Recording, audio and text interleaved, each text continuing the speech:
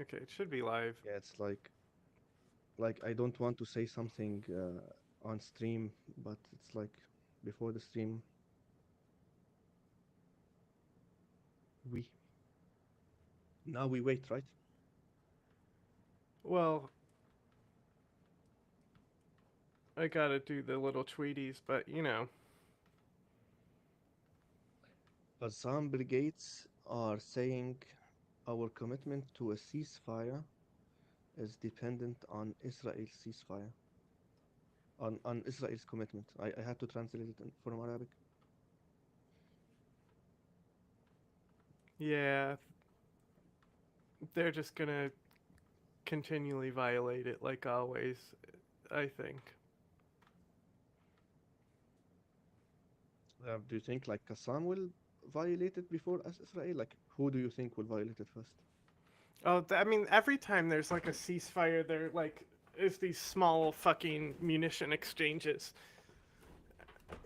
Like every time they say a ceasefire's in place, and then somebody still gets bombed during the ceasefire. Yeah. And I can't fucking make heads or tails of it because like it's a clusterfuck. We Yeah, don't but have fucking good sources on the ground. there is like a manual for a ceasefire. Like it is an established attitude. It's like if somebody breaches the line, you have to like determine was it internal like order from Qassam brigades or Israel, or was it like a rogue action? And Qassam brigades has to 100% confirm that they're going to go after who the rogue attack, like who committed the rogue attack. That's the ceasefire. Like they have to be responsible for anything that happens, and if anything happened without their knowledge or like allowing it or ordering it, then they have to go after the perpetrator, and Israel has to do the same. Yeah, I mean, I just don't. I'll believe it when I see it. Is basically my attitude. Like Yeah, the entire year, that became we just started posting the kick the football Charlie Brown picture whenever they say there's a ceasefire coming, because it's like we don't even like hey, should we even report on this? Because it's not gonna fucking happen. Like every time, it was like at least like every other week they were proposing shit was gonna settle, and it never did. So I don't know. I guess yeah, I understand what you're saying. It's somehow very complicated. the Trump admin will be different. I don't know.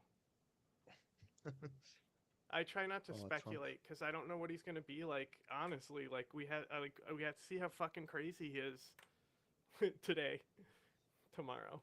Yeah, yeah, yeah.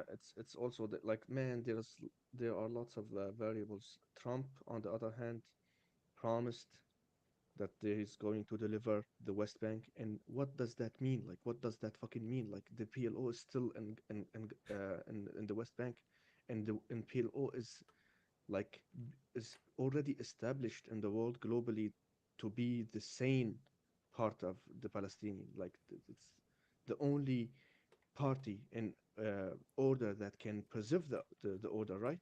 So if you attack fucking PLO, like that will unleash like you will unleash something that like what the fuck are you talking? Like I cannot comprehend this action. What does this mean? You're taking away from the only force of order in Palestine, and don't think that the that the Qassam Brigade and Hamas will sit while you attack West Bank, because the PLO sat down and didn't do anything because they understand their situation and they're pragmatic. But if you attack the West Bank, I don't think Hamas will stand still. And maybe strategically speaking, that's how Israel will guarantee uh, that the ceasefire will be breached, because when they attack the West Bank, they already know that Hamas will not stand still, right? So that could be strategic actually. And Israel can like gain like further excuse to like attack both regions.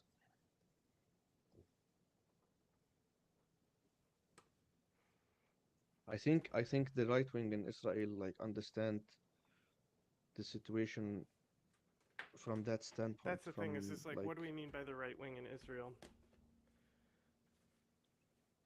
talking about Smotrich, Ben Gavir. Yeah, I've Yeah, also I heard understand your point. I like understand your I point, also heard but stuff it's about like Ben potentially. Gavir quit.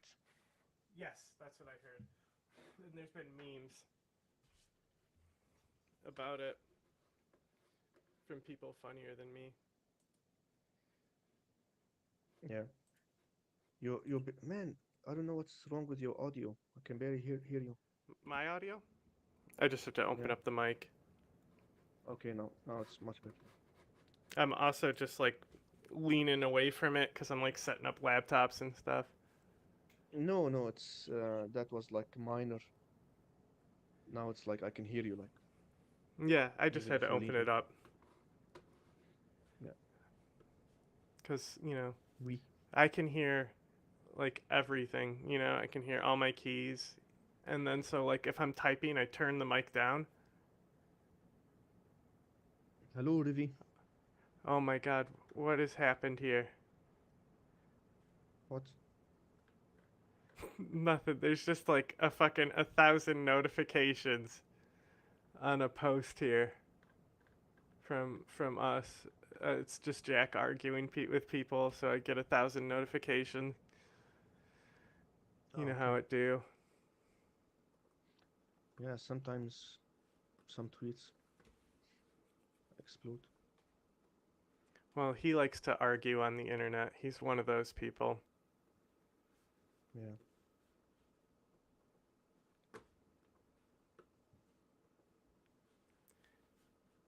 Yeah. Okay, and then I just need Twitch Dash.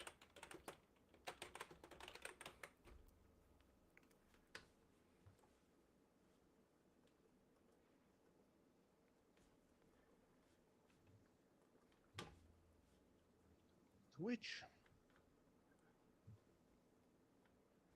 Okay, let's see what this is with this guy here. Yeah, John is a night owl. Message to Huh? Israel, which not only can Hello, Fudge. Okay, so special envoy to Syria. I don't know if this just happened or if this is an archive interview. December. Okay, so he's reposting an interview from December with the What about Israel? envoy. What is the UN's message to Israel, which not only continues to occupy the Syrian Golan Heights, but since Saturday has been seizing new territory in the buffer zone where UN peacekeepers are based, and has been bombing Damascus? They're bombing what they say are chemical weapon sites for the last couple of days too. What's your message to Israel? The message to Israel is that this needs to stop. Stop it. What we're seeing in the Golan is a violation of the 1974 agreement. This is a very serious issue. And Netanyahu says we- the agreement is dead. Is he wrong? of course, it's not dead. There is a government in place in Damascus. They are, of course, bound by previous agreements. They have not stated anything that could even give an indication that they do not respect these agreements. So let's not start playing with an extremely important part of the peace structure that has been in place. What? That was kind of stupid. That didn't really tell us anything. But I said, hey, That's fucking let's see what hilarious. this is. I I'll like save the it. attitude. You Anyway, better stop, mate. Stop it. yeah. Israel, don't. Stop. Come back. Yeah. We were talking about TikTok and how it was like a bullshit stunt in a bad movie. Speaking about bad movies, here's Erdoğan.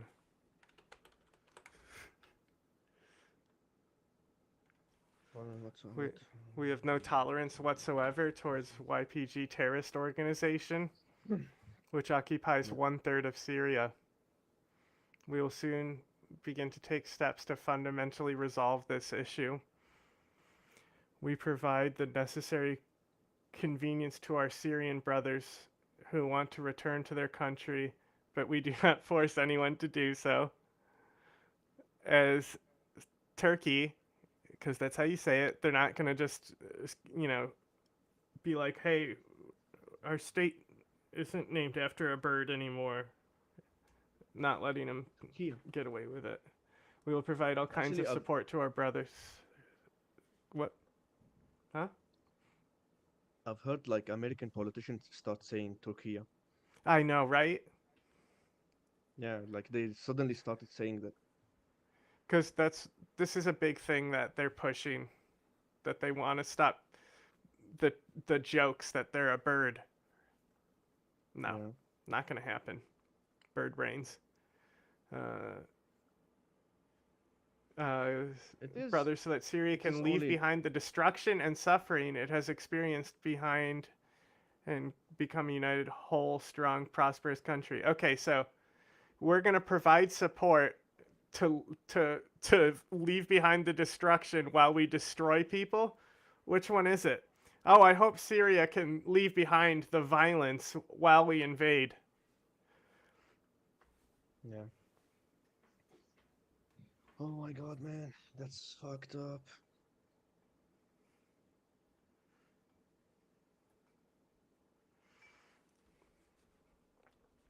Actually, Anyway. yesterday I was talking to my father, and he lives in Amuda, right in Rojava.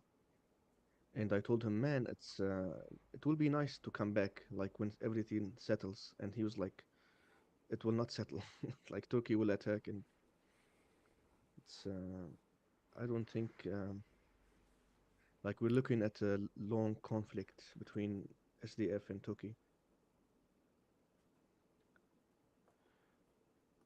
And Wow. Syria right now looks better in some sides, but it looks also regressive in other sides. I think the thing with Ahmed al-Shara and his forces and governmental forces in Syria, they've captured the correct attitude of the people, which is like kind of populist Islamic Yeah. populism, you know? Well, I mean, that was the philosophy, is the populist jihad. Yeah, yeah, and it's very disappointing. At the same time, I admit that it has to be done because you need stability. Like stability is more important than having your like Western or liberal idealism. It will not happen. It will simply not happen.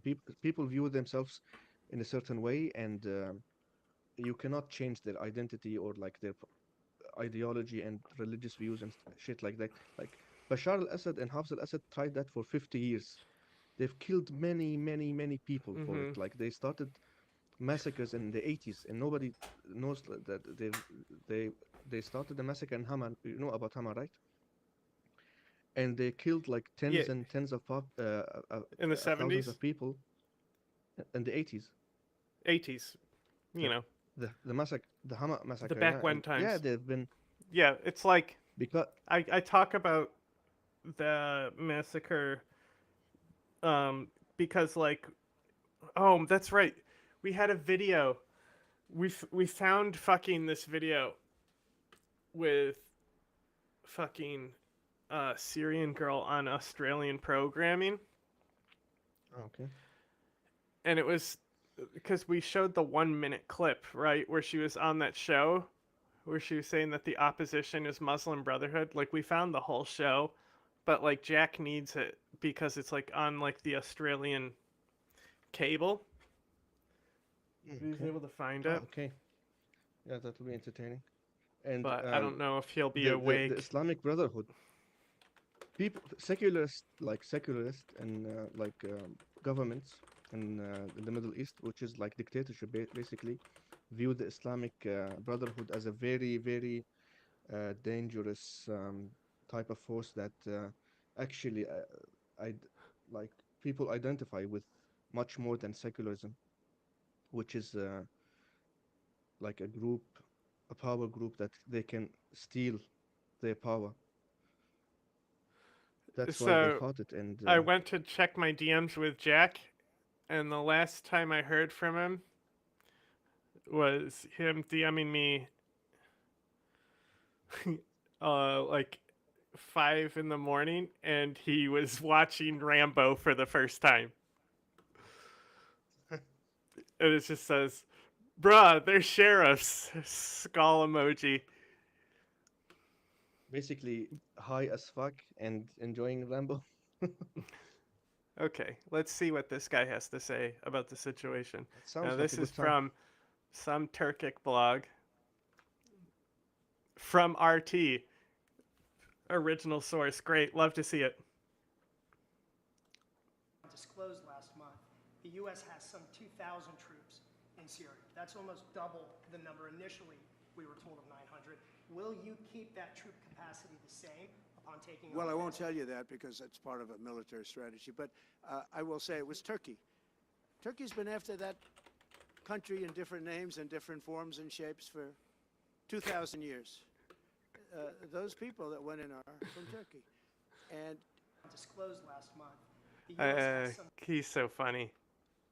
Talking about shapes. Make it louder, the audio settings. You want The this video one? audio Here, hang on. from... I'll make it louder and play it again. disclosed last No, month. I heard it, but The U.S. like, has for some the future. 2,000 Huh? I heard it, but it was like I barely heard it, but it's. Well, But I'm just I've gonna seen play the it video. again, if it just in case it was too low for chat. troops in Syria. That's almost double the number initially we were told of 900. Will you keep that troop capacity the same upon taking well, I won't office? tell you that because it's part of a military strategy, but I will say it was Turkey. Turkey's been after that country in different names and different forms and shapes for 2,000 years. Those people that went in are from Turkey. And Disclosed last month.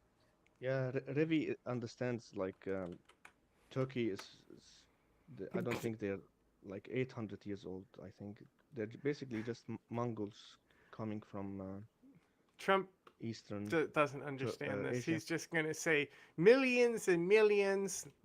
He just doesn't understand what numbers are or even what time is. We're not even sure if he fucking- can read. That's also a thing. They can- Do you No, know they can about read. that, right? Yeah, but it's like it's obvious. Like I don't know. It's is it a joke or something? It's That he's maybe, illiterate? like he's fixed prompts before. right? Yeah. So I think it's selective hearing. He has like selective literacy. Like if he's bored, he doesn't want to read the report because Okay. that's the thing is like I don't Yeah, even I know. remember. You can't I even remember tell when he's on prompter because he's always jumping around. No, I remember some of his employees when he first became president, 2016.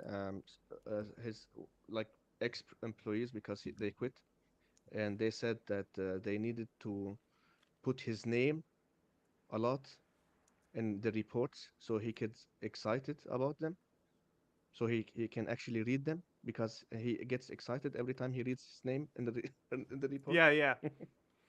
But there was something more recent. Who was it though? Does anyone remember who specifically was calling him out as being illiterate? It was someone recently who turned on him. Like a general or something. Oh, General Mac or something. I forgot. It might have been. I just know we were making fun of it. Yeah, but basically, Turkey's politics is, before the stream, I told you that Erdoğan is the original populist Mm-hmm. president.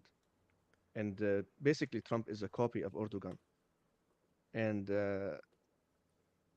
Erdogan understood perfectly that the correct populist rhetoric to gain power in Turkey was the Islamic one, and that's how he gained control over Turkey, because the government before that was the secularist He was government, and also able Turkey to was use in the social gutters. media as well. Without social media, there's Yeah. that no counter coup situation that he does. Yeah, and I really think that Donald Trump worked with PR companies that implemented the Erdogan model, Hmm. Well, you because know, it's like word you for hear word. him talk about China and like North Korea, and he's like, the people love them. I want that. Yeah, Do you think they didn't go over yeah, how to turn the state authoritarian with him? yeah, man. I think he saw what like happened in Turkey, and maybe like or maybe like he saw like what's happening in China and other authoritarian states, and he said, I want that. And people said like, Turkey basically changed from secularism to like to to to populism. So that's the model, and they implemented that model exactly. Mark Kelly. I'm pretty sure that's the guy Mark who Kelly, said yeah, that he couldn't read. yeah. Okay, I think this might be in Arabic. You speak that, right? Yes, yes. in the Syrian territories. Oh, it's translated. Let's go! Victory. Motherfucker. Victory for imperialism. Was mainly attributed to the presence of Hezbollah and Iranian militias. And these were the pretext under which the Israelis continued to advance within the Syrian territories, including the buffer zone. Since day one, we have spoken to all the international players that Syria is committed to honor the 1974 accord, and we are also prepared to receive the UN forces in order to restore the situation as was before the recent advancement by the Israeli forces.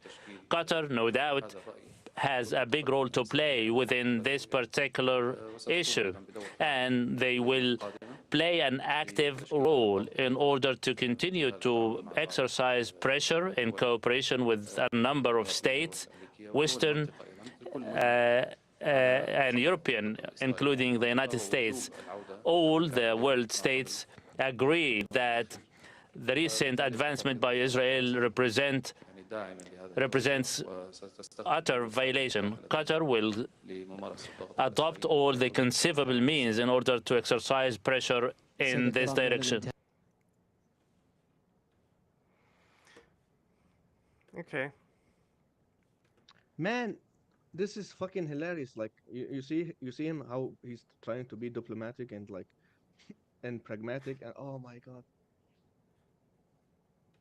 So, the reporting says Syria is ready to receive UN forces in occupied Golan Heights buffer zone established by the UN. I do not think Nice. that's going to happen. I think it's good that he's Yeah. asking for it, but this is not going to happen. The Yeah, UN will not yeah. launch this mission.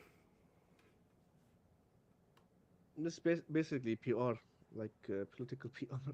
But Hmm. I don't think Israel cares anymore about their bad image. They've kind of embraced their bad image. They don't care anymore. Like basically, it's a short-term political agenda, right? Because Trump is going to be president now, and he's going to basically support him no matter what. So they getting this chance to implement changes that they will not get another chance. This is the last chance Israel gets to expand.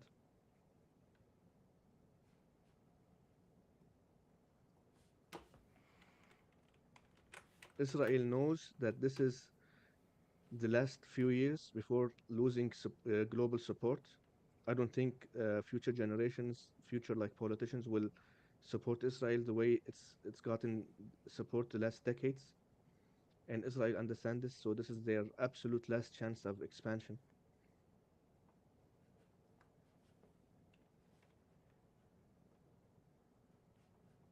Ah, clicking stuff, and my stuff goes all over the place. No, on the wrong tab there. The Okay. Israeli advancement. Oh no. Anyway. But this makes you okay. think, like, what will happen to the the normalization between Saudi Arabia and Israel? Well, what do you think is going to happen? It's you know, when I say Israeli right and Israeli left, what What? I mean is Oh, right and left I politics. yeah. What I mean is sane Israelis who think long term and insane Israelis who actually think that aggression will help them, which Mm-hmm. they help. Aggression helps politically. Like Ben Gavir will not thrive and gain control in a sane Israel, right? So he needs that kind of conflict and populism. So basically, I think the insane Israel, like Ben Gavir and Smotrich and those type of people, they don't give a shit about normalization between Israel and Saudi Arabia. They don't care. They use it as a as a tool. Like, we should do this and we should do that, and they're not allowing us to do that. But they don't actually want normalization in the Middle East, because normalization will actually deprive them of of the power of division and hate, right?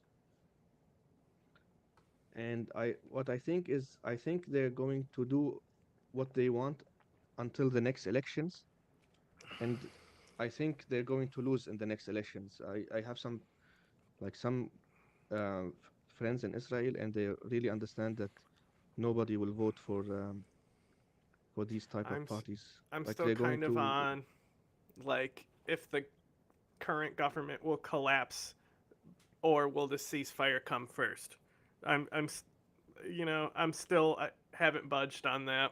I couldn't tell you because I don't think. yeah, because Ben Gavir quit, right? He's already quit, I think. But Yeah, Smotrich so said like he didn't quit. coalition could topple.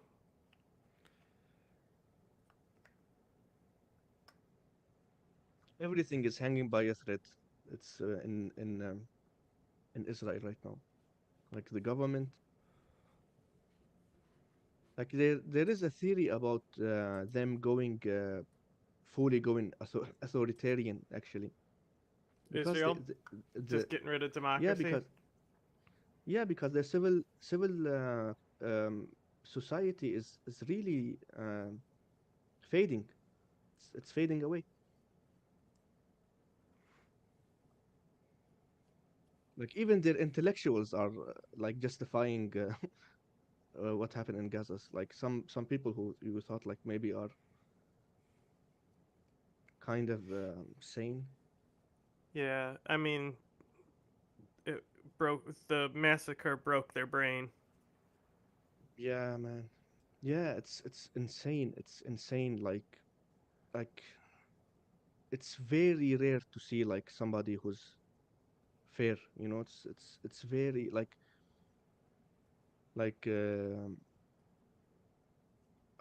one of the writers, Levy, I think his name, um, and Ilhan Pape, and they're really hated in Israel. Nobody likes them. The left in Because they're Israel are like like really, too libs, too pro Hamas or yeah, what?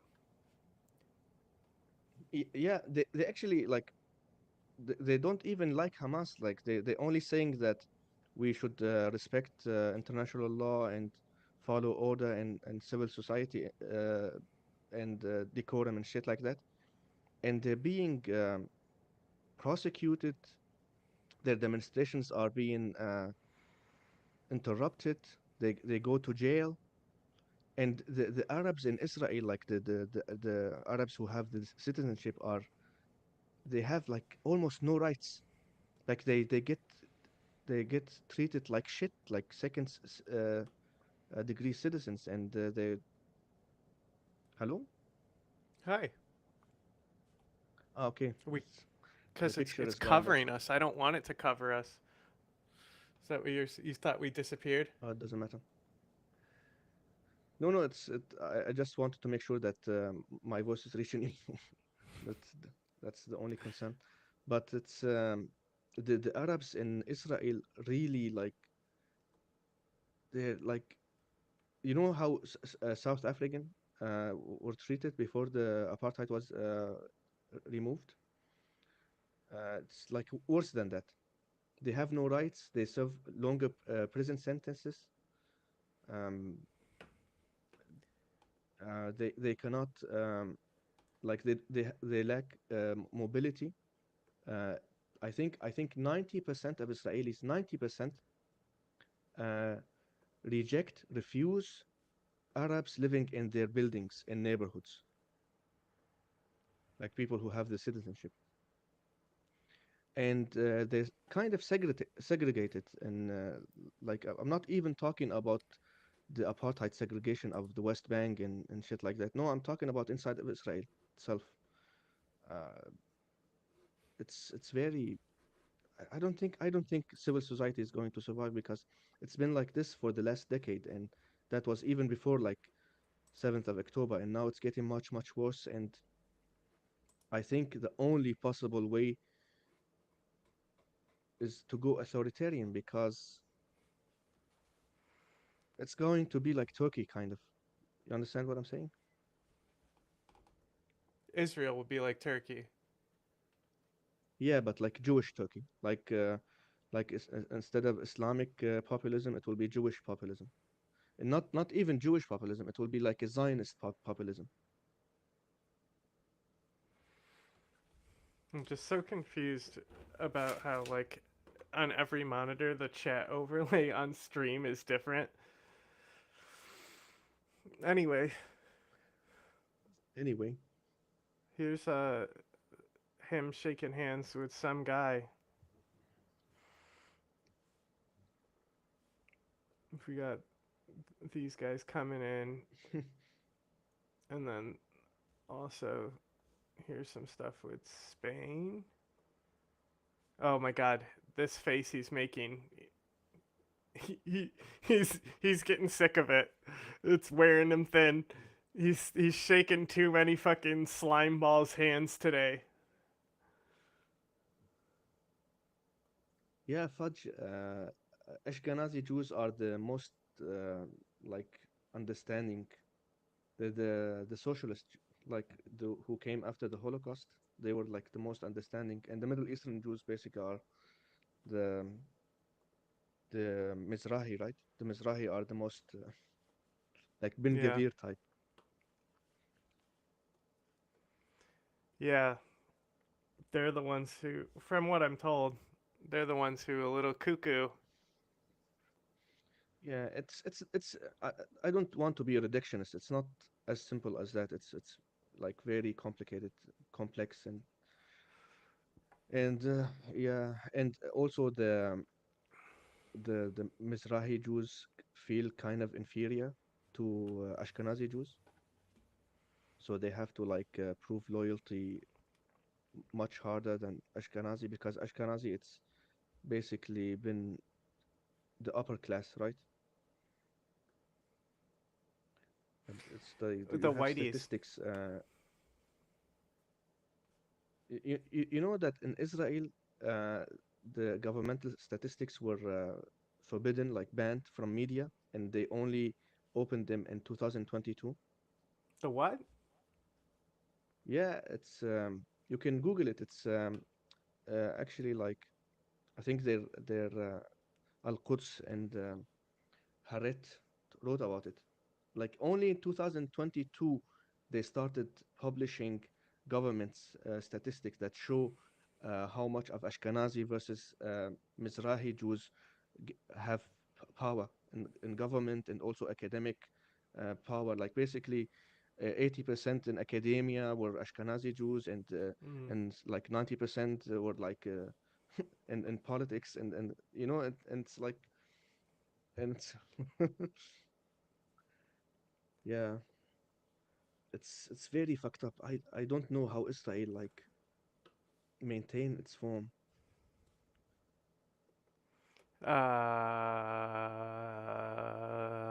Cash injections, Yeah. determination. Yeah, man. It's like they were like many historical moments where they could have been very easily integrated into the Middle East, but the US really didn't want that because of the Arabian Gulf and like how much oil and gas coming from Qatar, Bahrain, and Saudi Arabia and shit like that. They wanted to be in that region.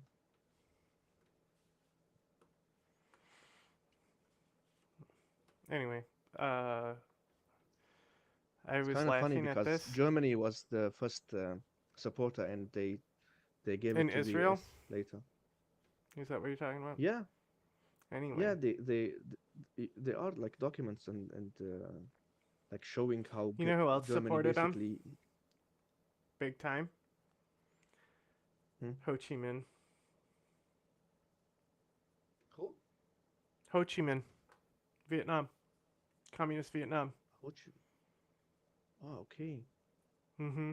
Yeah. We talked about this, right? I told you before that. Yeah, he offered them to form a Jewish state inside Vietnam, Yeah. and Yeah, they've you said that. had like really good relations, trade relations and stuff to Yeah. this day. Yeah. Not very I think I third remember worldist reading of you, about. Vietnam. Am I right? I I remember like reading Soviet Union tried also like at the beginning to gain power over Israel, and then Israel Mm. chose the US, right? The obvious choice. Well, And then Russia started like sending Jewish Zionist like Russian Jewish Zionists to the Gulag. it's complicated because if you think about it, so like the like first Zionist settlers are Bolsheviks who were kind of expelled from the Soviet Union to begin with, right? Yeah. And Nazi camp survivors and shit, refugees and stuff. Yeah. But the Bolshevik ideas were very dominant in those early days before it was a state. So you would think that Russia would be able to pull at this, being like, hey, Bolsheviks, huh? That's us. We're also that, right? We believe in the same thing. You're from this region too. Maybe we can be friends. But like, it comes down to the Suez Canal, and so the Suez Canal determined the politics of the entire region, and that's what's interesting about the Arab-Israeli wars is like the U.S. doesn't get involved until like the third and fourth one, when the Soviet Union gets involved. So it's only a side effect of the Cold War that the United States actually gets involved, because the United States actually was against Israel when it first started out, because they were backed by Britain and France, and they wanted to have a different like factor on the Suez Canal, and the U.S. sided with Nasser on the Suez crisis. And that's what's Yeah. interesting, is that suddenly the U.S. flipped from the Egypt side to the Israel side, and the communists got in line with Sadat and stuff. Yeah. I think remember what Jimmy Carter said about Israel? I think that happened after what you said, and then Jimmy Carter started like remember like when the U.S. President started worrying about Israel gaining power in the U.S. I don't, but I know Jimmy Carter was Camp David Accords and oversaw a peace process with him to a degree. Man, you need to bring a historian to like tell us like the timelines of all of these events. I don't remember, because I say a lot of things and then they leave my brain. And that's how it goes. Anyway, I was laughing at this tweet it says France plans to host an international conference on Syria next month to support the war-torn country's transition after half a century of Assad family rule. President Macron's office said Thursday. Okay, is Syria invited to this conference, or is this a Haiti thing? Because this is literally what they did in Haiti, where they're like, we're going to have a conference to settle Haiti, and we're going to say, you're the guy who's in charge now. Yeah. So I don't. hopefully Syria's I involved often with think the about like. conversation. I think sometimes like, are they going to assassinate Ahmed al-Shara? What are they going to do? That's a why? Why should they? You know? No, no. I'm not talking about the U.S. I'm talking about because actually it's very obvious that I think the difference is between Haiti, right, and Syria is that the puppet president in Haiti, right, Mm-hmm. was hated by the locals, right? Well, he was But that president was ousted, right? And so the U.S. hosted like a resolution thing where they met with other countries in the region, like of that all the yeah, island nations and stuff, and they yeah, appointed somebody who's running Syria. Like the people had no input, or not Syria, Haiti, and yeah, Haiti. I just think that was like fucked up. Like they literally just like Haiti has no say or control over any of its fate. And Yeah, the and Kenyan yeah, mission, there's no way that Kenya can supply enough people that will be able to bring security. They need to like times what they've already deployed by 10 for minimum security. yeah. I read like they want more money and resources. Yeah, but that's the main difference between Syria and Haiti. It's uh, Syrian people really love Ahmed Shara. Most people Yeah, adore him actually. Like you cannot you can't do anything. Like people love him and he's actually pragmatic. The only unfortunate thing is he's got kind of like a kind of Islamic populist, which is like the people's like you know. this is what people want. You know what the people in Syria want. Like the only people who doesn't want that are the Christians and the Kurdish people and I other saw the minorities. Druze were saying we'll not throw down our arms just yet. Yeah, they actually You like know, there was a scandal that the Druze were colluding actually with Israel. I heard about it. I mean, Like not every like I mean like the the leadership Golan was like Heights, isn't that Druze territory?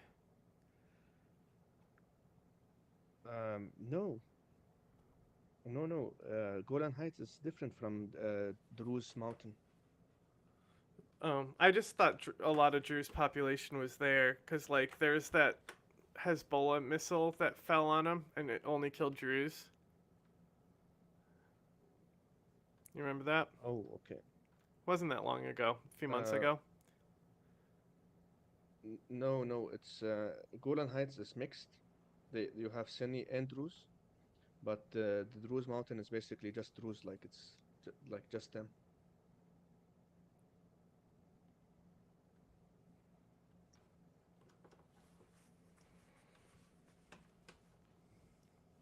And I think Israel sent more Druze from inside of Israel when they gain like the Golan Heights. It's kind of like it's what do you call it in English? It's not like not gerrymandering. It's like when you actually do it with Annexation, people. Like no, it's like it's a demographic changing. resettlement, genocide, ethnic cleansing, Yeah, it's kind of ethnic cleansing. Like it's kind of like a territorial ethnic cleansing, right? segregation. It's when you want like a specific group to leave an area and they will send them to another area. Resettlement. Yeah, So repopulating. that was a 4chan guy before it existed. So that's a very interesting guy. Sadat is very hated in the Middle East. Yeah. So like I'm a subscriber that like him and Nasser are a big reason why there's Islamic extremism in the flavor that it's in. Because not only did they support those groups, but they also were against those groups at the same time. Yeah. And the push-pull relationship, and then like I say that it's Saudi propaganda where they blame it all on 79 in Iran.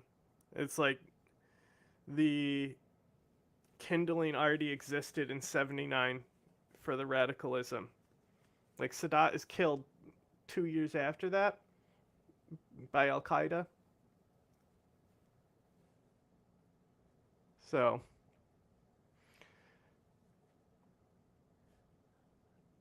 This is actually a good segue to like what I'm going to say about that era of like Egyptian politics. It's basically what happened in Egypt because in I think in the 50s and 60s Egypt was basically the country number one in the Middle East. It was basically the most powerful country in the Middle East. It was because far more powerful than Saudi Arabia. Yeah, and Saudi Arabia, like even to this day, Saudi Arabia hasn't gained the popularity and power that Egypt used to have, like in the 50s and 60s. And back then, Egypt, like it's before Anwar al-Sadat, when Jamal Abdel Nasser, right? Like he was a very popular guy. He was a secularist in Egypt. He was like the first real state leader that was secularist in the Middle East, and he really wanted to secularize and nationalize. Like he was kind of the Ataturk of Egypt. I was just about to say, do we consider Turkey to be the Middle East? Because Yes, 100%. Ataturk was very secular, I would have said. But is Nasser before Actually, Ataturk? it's We like need a historian to do the timeline.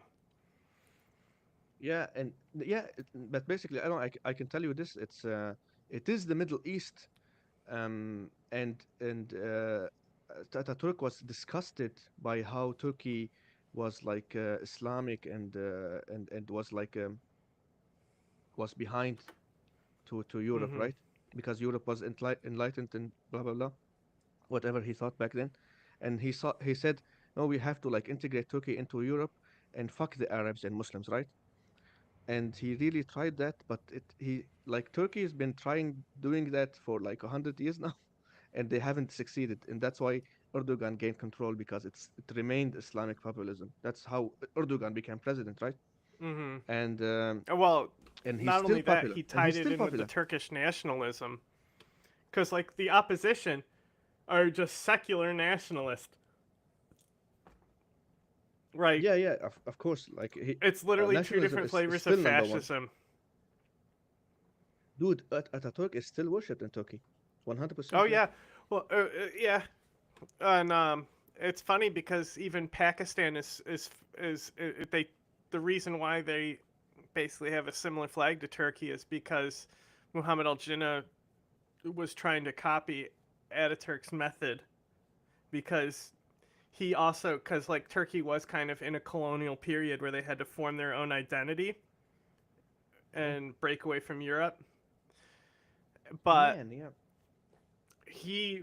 Jinnah specifically said that Pakistan will be a Muslim country, but still people tried to kill him because he wasn't going to make it Muslim enough. People tried to kill Nasser as well. Yeah, yeah. Yeah, Qutb was the opposition of Nasser. Yeah, I Muslim don't know Brotherhood. what. Yeah, he's the founder of the Muslim Brotherhood. He's one of Qutb. he's like the intellectual philosopher behind it. Yeah. Yeah, and he's yeah, man. It's But the guys that kill Al he's Qaeda are a branch of Qutb's chapter that end up being Al Qaeda. So Al Qaeda technically basically kills Sadat. Qutb is the man who started everything, like Yeah, everything, basically. we have a whole thing on it because on 9/11 I dove into who he was and how I go to draw his point of radicalization to when he's at a dance in America and they're playing Baby It's Cold Outside, and how Baby It's Cold Outside is a direct link to 9/11. Oh, okay. Is that crazy? We literally is, know exactly when it went wrong, and it's because Saeed Qutb heard Baby It's Cold Outside. Dude, it's fucking insane. It's like it goes like really deep. Like when Qutb really tried to like he's basically Ataturk had no competition, right? Like his last competition was the Sultan, and he fucking ousted the Sultan, right? He fucking kicked Sultan out. He what is it called in English? Well, it's Like like when you kick somebody. it's post war.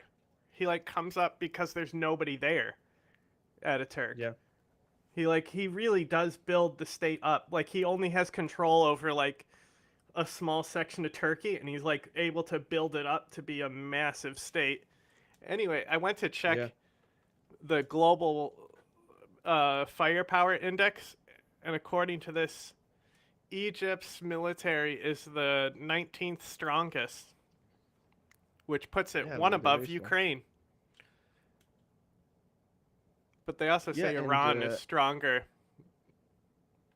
basically Ataturk was he followed the European model, right, of Hmm. nationalizing, like concentrating on language and He just specific basically geography. he did a great leap forward, but it actually worked. You know, like he Yeah, actually and did propel his culture ahead because like one of the reasons why they got dumpstered in the war is because they didn't evolve and they were using outdated stuff. yeah, You know, he really wanted to he was form a that very Third smart guy. Reich, He was very but smart. somebody He was else very did. military. But you know, it's kind of interesting, right? Doesn't that bring like a question of why Islamic populism prevailed? Like, I mean, like socially and culturally. You mean in Syria or in general? Right. In Middle East, like in Turkey and Mm. Egypt, like basically, I think it's because what makes Islam different from the other religions, it's like there's a hadith. Mm-hmm. There's a very specific set of rules in Islam that doesn't exist in Christianity and maybe it exists in Judaism. I don't know, but basically it's like Judaism and Christianity is like kind of wing it, right? It's like you cannot confirm 100% that it's the word of God, or do Christians believe that it's the word of God? It I don't depends. know, but there's It like gets complicated. But yeah, and that's like generally, most that's the Christians thing, don't right? give a fuck about anything or what you do. And it's barely Yeah, even, and they're almost I think what secular themselves. I think that's what happened in Islam. I think it's like basically it's because I think Islam is a revisionist. Like they actually contracted that in like 800 years after Islam itself, when they gathered the Quran and like established a religion. Like they kind of they basically it was a very smart move because they put they put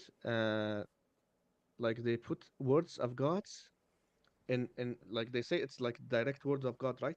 And one of the direct word of God is that the word of God, which is the Quran, has not been altered. Mm-hmm. and that was one of the alterations. And it's like very, very smart, because now you like kind of politicize Islam. Islam is like, basically Islam itself is a kind of a a political statement. It's kind of like a specific kind of culture. It's kind of more sophisticated in its rule than Christianity, right? Because it's like basically it tells you what to do politically, culturally. That it doesn't like Christianity doesn't have that type of specific teaching. That's kind of specific order, you know? I think when it comes to the populism around it, the What? around the populism in the region around Islam, I think one of the Yeah. reasons why it's so dominant is because you had all these fucking like military dictators and Baathists, and all of them end up being quite secular. You know, like Assad and Saddam did stunts to like cater to Islam, but nobody would say that they're good Muslims or anything like that, you know? So I think the Yeah. opposition ideology is just naturally has to have this Islamic component to it because it's an opposition and it's something that represents the culture that's already there.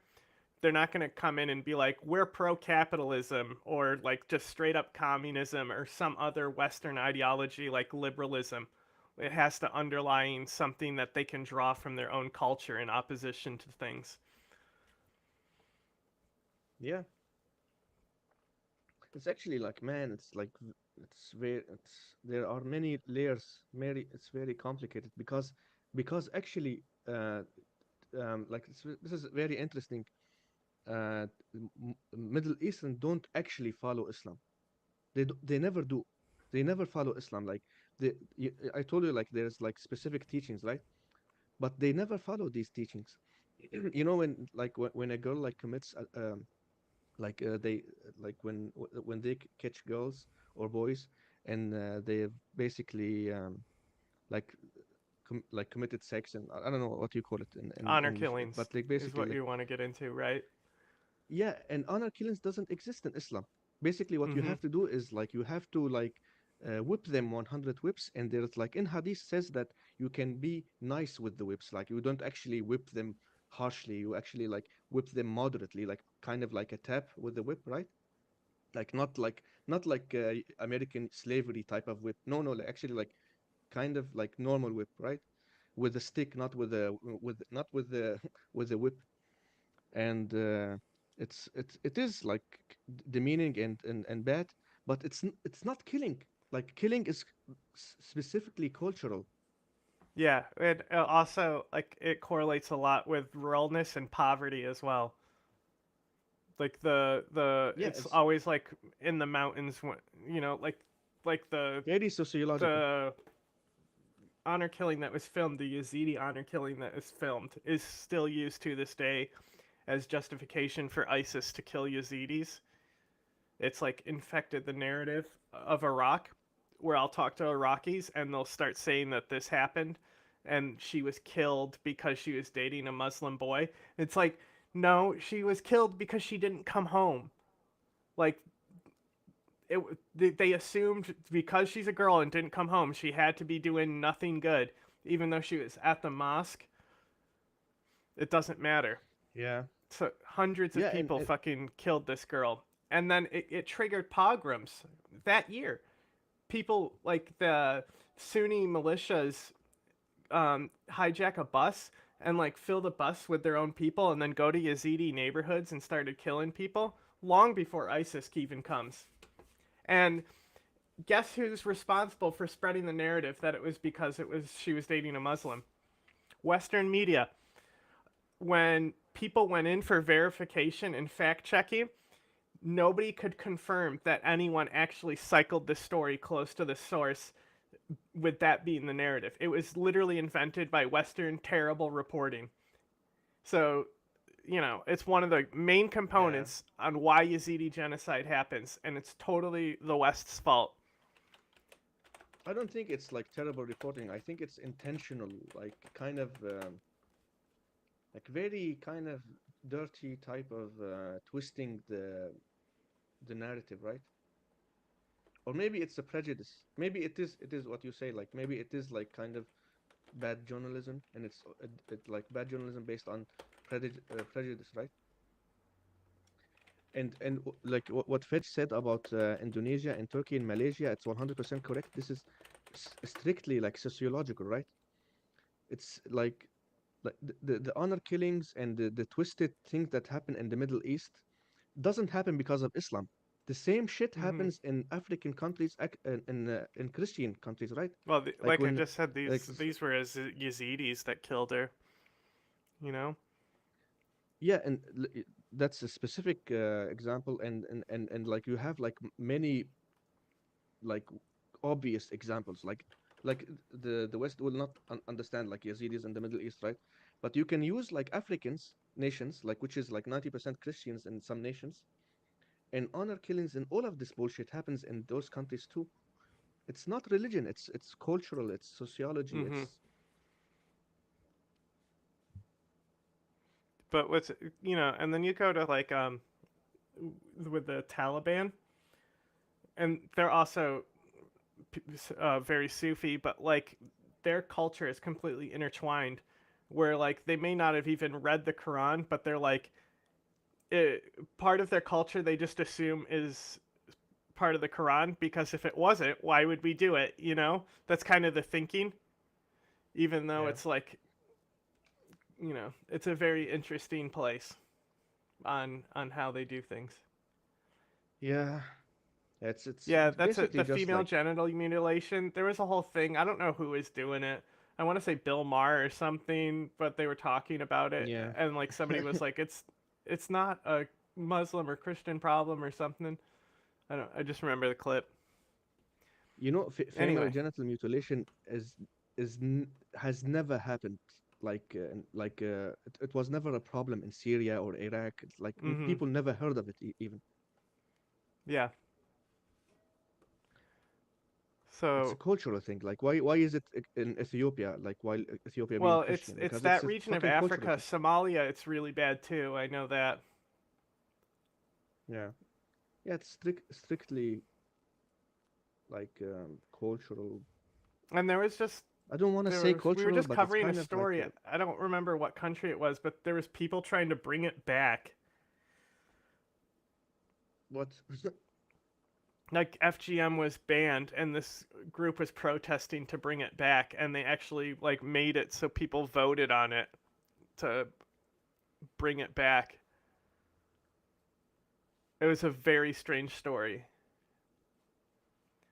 Yeah, yeah. Anyway, I Say it. wanted to talk about this. The Syrian's new government has sanctioned Okay. Russia, banning imports of Russian goods as it continues to prohibit access to the port of Tartarus for Russian ships to withdraw their military equipment. Sources from Ukraine. And it shows we got a boat here, right? And then there's also this, where Russian warships have been running circles off the coast of Syria for 2 weeks now. They're not allowed to enter the port. They started to Oh my allow God. commercial vessels to enter, while Russian warships remain banned, according to Russian Telegram channels. The That's Egyptian kind of a bulk bold carrier move, man. Lotus entered the That's port. very bold.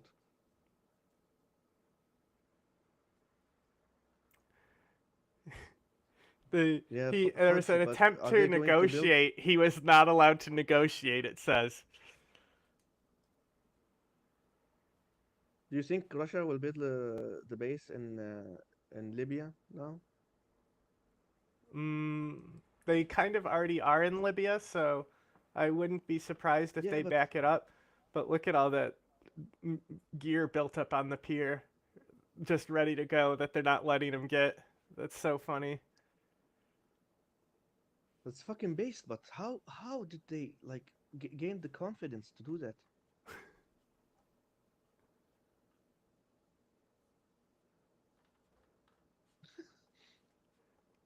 I don't know, pretty baller though. Yeah, you saw the Marco Rubio confirmation hearing, right? We watched a little bit of it.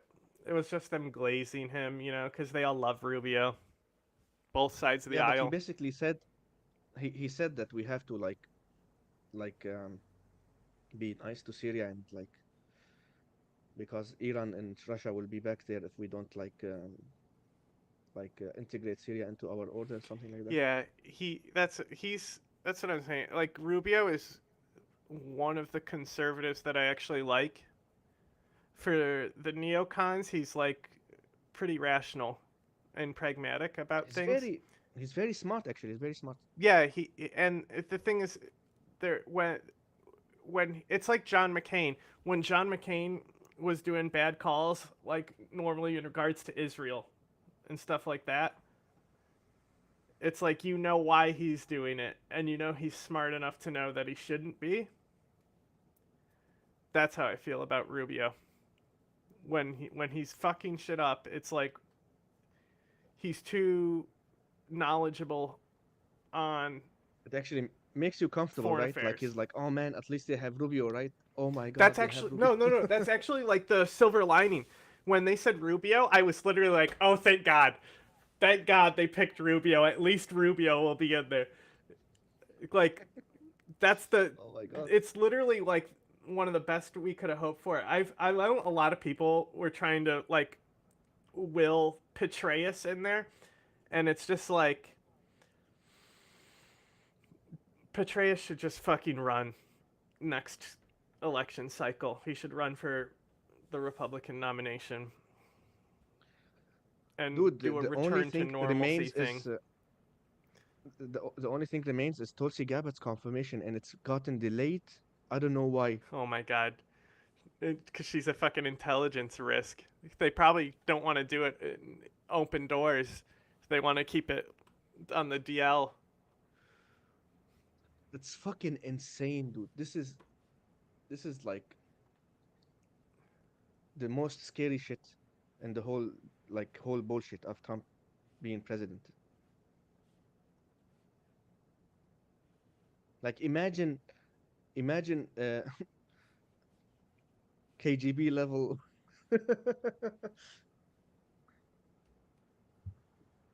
Imagine CIA turning into KGB, like in their Well, aggressiveness. worthless?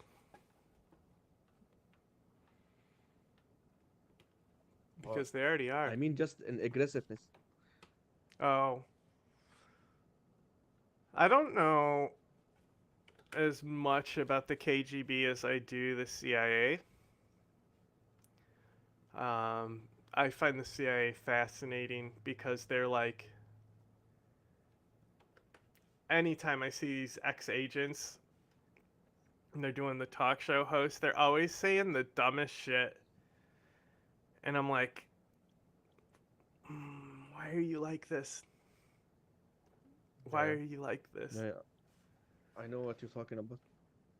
Like they almost, like with Jelani, they almost sound like they're parodying Russian narratives around him, just talking about how he's ISIS second in command and stuff.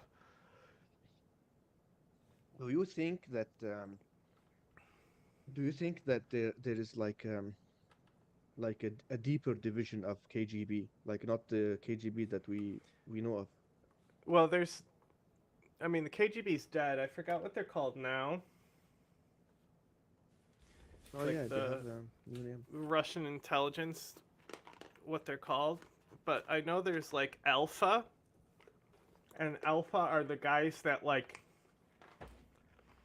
just when there was a hostage crisis, they just killed all the civilians and the hostage takers at the school. And then Oh yeah. in the Moscow theater heist, Alpha came, and like I guess the gas that they used on people was like nerve agent and fentanyl.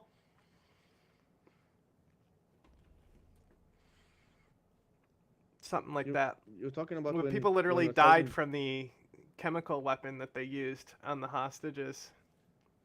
And like all the when 1,000 terrorists guy, had masks. I think like 1,000 people died in that. Something like that. Yeah, it was a disaster. But I want to say they're like internal intelligence police. I'm not sure if they're like a successor to the KGB though. And also speaking about ISIS, we had a R9X used. I So I actually think that they have like very, very smart people still, like very sophisticated kind of people in who Russia. like understand. Yeah, of course they have like very sophisticated like advisors and people who understand because they're like it's I don't want to oh man it's like I don't want to be a reductionist. It's very like there is a layer like a superficial layer and then there is like this thing that's happening in the background. I honestly think that there is like something happening in the background right now, which is you've seen the Iran is making like kind of a Suez Canal in its territory with the train lines.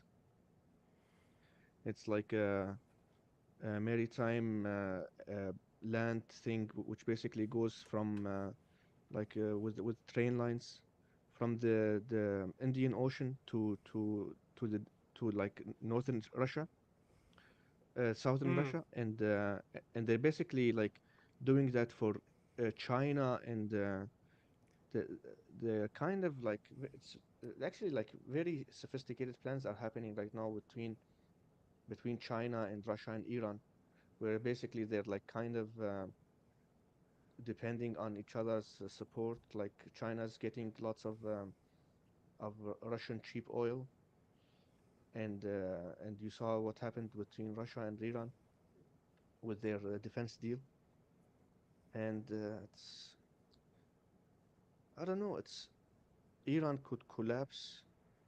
I think it They're will. kind of having a they're having a major economical crisis right now. They even can't like imagine like Iran is an energy state and they cannot provide gas for millions of people who are freezing right now in the winter. So Yeah, people they were have like, these people have plans, been but saying lately, they've been like, Iran's economy is about to collapse. And my response every time is, what economy? You say these words like they mean something. Like, yeah,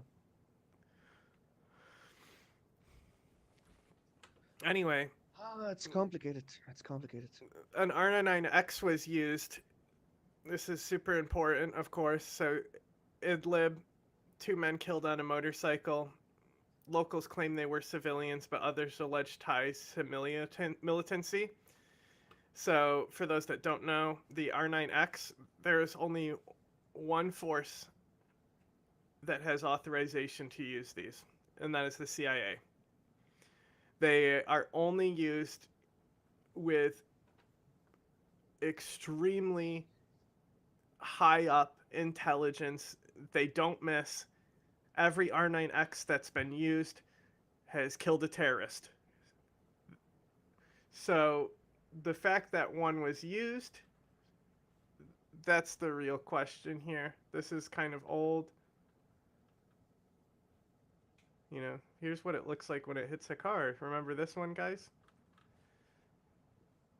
So, I'm not sure who they killed. I'm not sure if you... So, former ISIS member recently joined Haraz al-Din. Okay. So he's Al-Qaeda.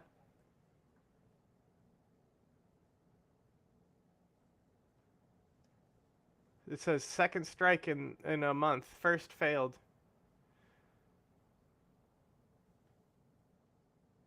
Wow. Here's just pieces of him all over, because that's what it does to you. Drop Damn. 2 on him. Wow. Allahu Akbar, Allah. Shh. You know, this is censored, but you know, I mean, there's like a, you know, I think he's got an arm left there. That's good, you know. Didn't completely shred his body. Yeah, that's the silver lining, yeah. Yeah, I mean, Something to be and then buried. there's this right here. So there's been a lot of fucking attacks from Turkey. So this is Turkey committed a massacre against Kurds. 20 civilians killed or injured. Where is it exactly? Well, that's why I went to the original language, but it's not letting me translate it because I think this is Let me read it. Kumanji or something. Make it bigger. It's very small. I will bigger it.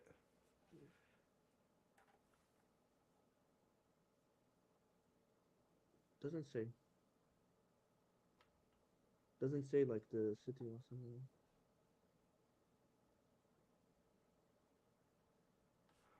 Vendava Tishrini. Ah, it's the Tishrin bridge. The dam. You know, it's like where Oh, well, that's what I thought because I was going to say there's been other violence resolving around this dam.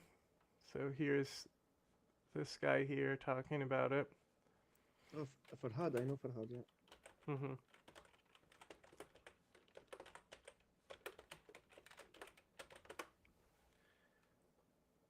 Let's see what conflicts. So this says, Oh man, this is making me nervous. Fuck. 4 hours ago, Turkish drones target SDF sites and fortifications after U.S. bases withdraw from, you know, Yeah, Tishrin dam. Yeah. car bomb exploded 4 hours ago. Renowned Kurdish comedian killed.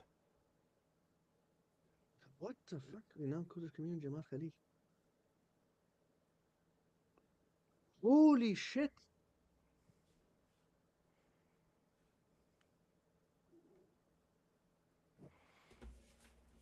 So this was that dam strike as well. He died in that dam strike, I believe.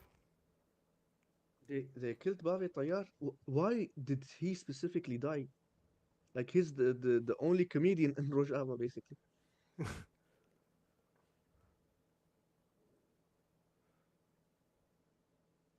So, you know, the last 8 hours, we've seen a lot of Turkish military activity. There's also this right here. So, new Syrian government arrest campaign in a Kurdish neighborhood. Reports indicate that over 100 Kurdish individuals have been arrested.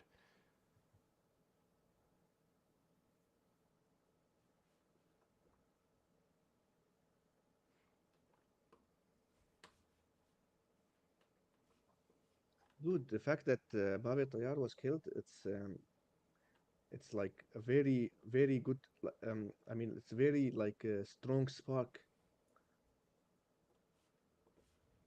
Like it's one of the most, like it's basically like, if I tell you like Bill Burr died, Mm-hmm. it's like the same thing for Rojava. Like it's fucking weird. Like when you said that he was dead, like imagine if I tell you like, man, Bill Burr was assassinated yesterday. Like it's that level of weird, you know?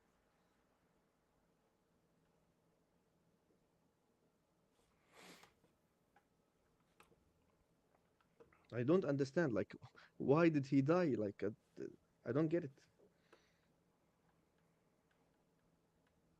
Turkey's fascist state.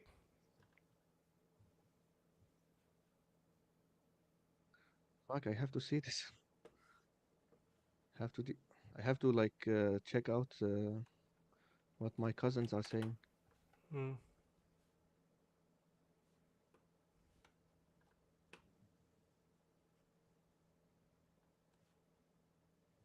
Okay, yeah. Everybody's putting his picture. Yeah, that news like just came out like right before we were going live. Okay, they're saying that he was trying to cover something. Kind of like a comedian turned into a journalist. Mm-hmm. Okay, now I have like a logical understanding like what happened.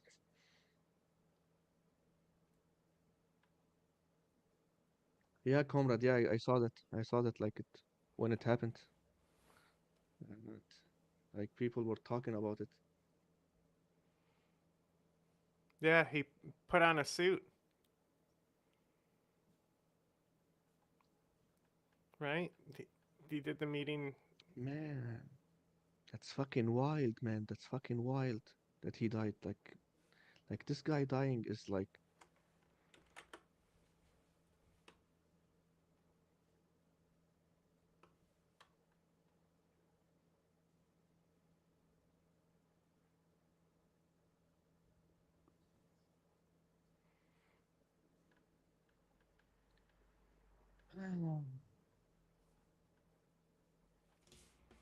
He was yeah, it's covering fucking civilians devastating. gathering at the dam protesting the Turkish bombing. And then Turkey's like, don't protest our bombing. We'll bomb you if you do that.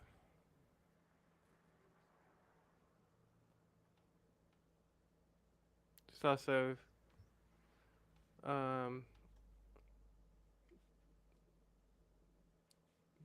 here's This will another. like really infuriate the Kurdish people now. Like people, Mm, uh, like even like the people who don't like the PKK that much, because Kurds are divided.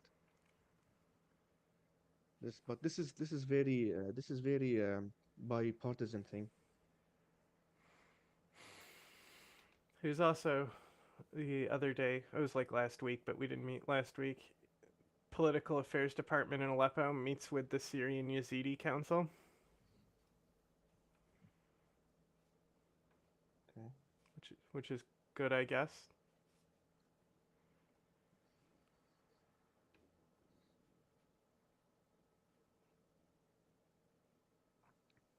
And then this Yazidis are massacre basically Kurds, in right? Homs heavily blurred the footage because for obvious reasons, he said, but thrown into a ditch at a construction site, a literal pool of blood.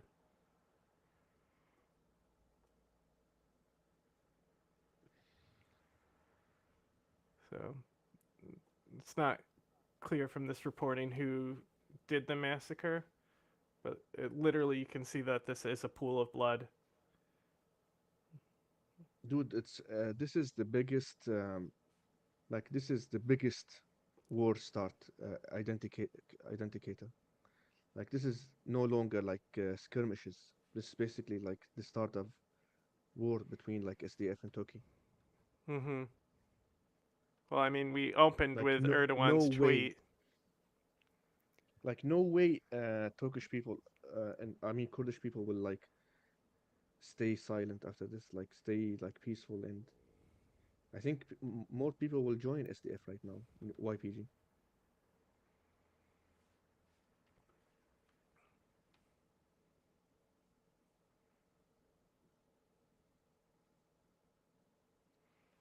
So I'm just seeing any other reporting to touch on. I think Turkey Here. succeeded in setting the fire.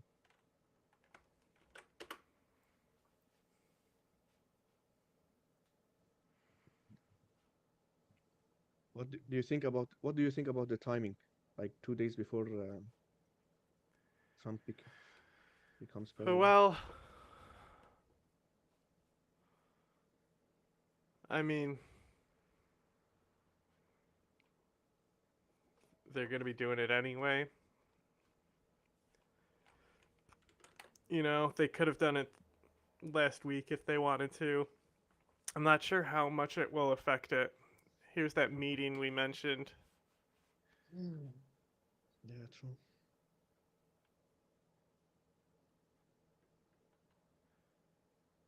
But certainly the conflict around this dam is pretty serious.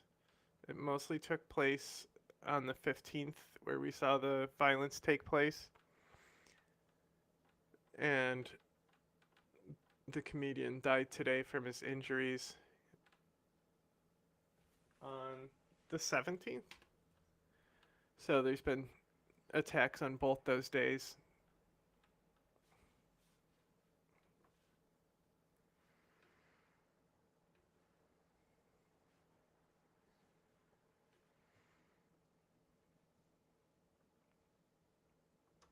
Yeah, still in this Manbij region. No, what's happening? I clicked wrong.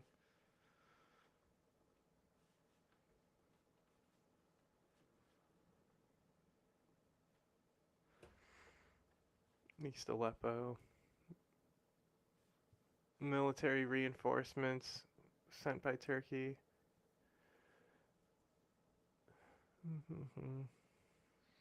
This is a 17-year-old Guardian article. Yeah, the one I sent. It's Yeah. so important for understanding ISIS too, because it's written before ISIS actually rises, and it's dispelling the propaganda that they will eventually use. It's one of my favorite articles of the Iraq War period. Yeah, it's basically It's what we're talking mind blowing. There's a part in there where the guy he fucking set his wife on fire, and they're like, "Why did you do this?" And he said, "Oh, I thought we were a democracy now. I could do whatever I wanted." about. Oh my God, yeah. Man, it's actually very sad. It reminds you that the Guardian used to be based. Hmm. Yeah, this reporting specifically, phenomenal.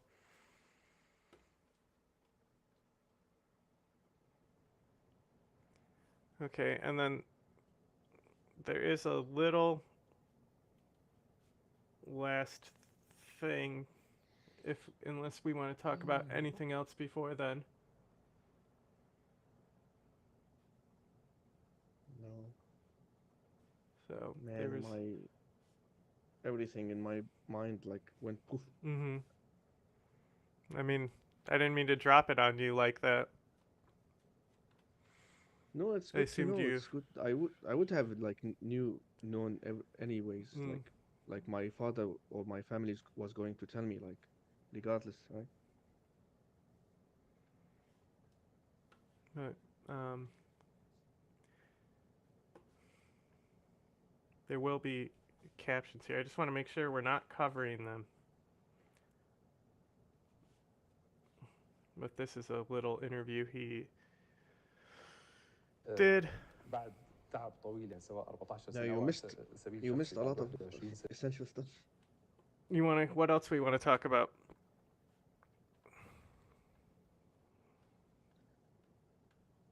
That's what I was saying. That's Oh, somebody came in asking. I hope I didn't miss anything. I mean, yeah, the yeah. last That's what I meant. I 30 was minutes confused. are pretty big. I thought you were talking to me. Like we had other stuff to talk about. No, no, no, no. I was talking to chat. Look, I love this. They said 21 years of struggle for me personally. I love it when they actually translate jihad to struggle. No, jihad is a struggle. Like I the know, but linguistic. this is actually a big deal for me. Is because they say things like there's words that don't exactly translate, like martyrdom, like Yeah. the like it's a culture, like shaheed is like cultural, where it can be dying just defending your home or defending your land or things like that. Just So like martyr, yeah. it doesn't translate to martyrdom, because like martyrdom is a specific Christian thing where people were Yeah. told to renounce their faith or die, Yeah, yeah, and yeah. they Yeah, I chose to understand be what you're saying. executed when they were persecuted. Dude, like jihad can even be said to studying. Like when you study hard, Mm-hmm. right? It's very broad. Like yeah, yeah, yeah. It's shaheed is very broad. Jihad is very broad. It's English that's specific, and Yeah, so I it's don't like like intifada, right? translating it to martyrdom, and I like when they Like translate it to struggle. yeah, that's better. When also they translate intifada also, right? It's like rising up. It's Uprising. basically that's it. Uprising, yeah. Yeah. But like you see, like people like weaponizing. Man, it's very hilarious when you weaponize stuff like Allahu Akbar, which is like basically just like God is great. It's like Yeah. if they say like God is great or Jesus is great, it's the Jesus same thing. saves. God bless. In Germany, you say Chris Gott, like it's like God bless you, like something like that. Hmm. يعني اعظم شيء بتشوفه بحياتك لما هيك يعني بيروح منك كل التعب اللي تعبته خلال السنين هي، لما تشوف زلمه صار له 14 سنه مو شايف امه. كم فيديو طلع بالوسائل التواصل الاجتماعي، هذا مو شايف اخوه صار له 10 سنين، وهذا مو ملتقي مع امه من 14 سنه، وهذا مو شايف اخوه من 8 سنين. Yeah, Azab. Yeah. وناس عم تبكي. Getting through college was a jihad. السوريين فرق جمعهم. والمعركه And there's an adjective for it in Arabic, is المجتهد. المجتهد from al-jihad. Like the person who go to jihad or is called al-mujtahid, which is like Yeah.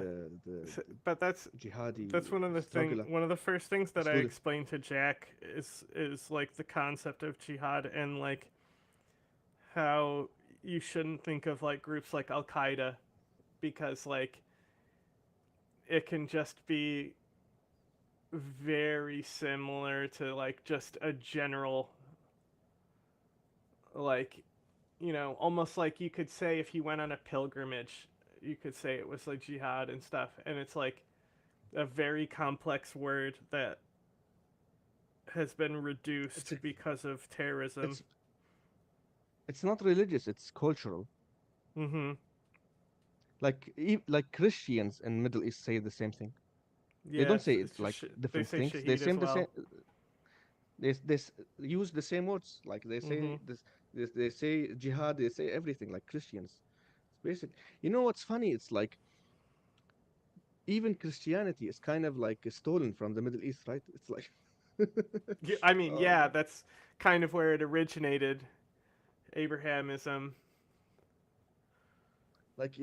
Like even you don't have original shit. Like get your own stuff. It's like what the fuck, man. Yeah, all because of those Romans, huh? كان يجي زيارات حتى. عيد في الشارع انا شفت الناس مبسوطه وبتحتفل وكل فرحان في مطاعم. تعرف شو يعني عقوبه انه حدا يطلع حدا من بيته؟ بالقوه. الانسان عنده ثقافه التملك، يعني بني ادم بشريه عنده ثقافه التملك. بحب يتملك البني ادم، فتيجي انت تاخذ له بيته وتهجره وتطلعه بثيابه وتبعث لي اياه لعندي. Is this like a Middle Eastern podcast? This is just an excerpt of an interview he did. So, Joe that's hilarious. Hattab in a special interview. So, it's like edited, got a Rode mic on him and everything. But I figured, kind of like different side of him that we don't really present too often. Yeah, I like it. او توديه على الاردن على المخيمات وعلى دول يعني تعبانه اقتصاديا تحملها اعباء المشكله، ولتركيا بتبعت 3 مليون ونص الناس طلعوا البحر. I can barely hear him.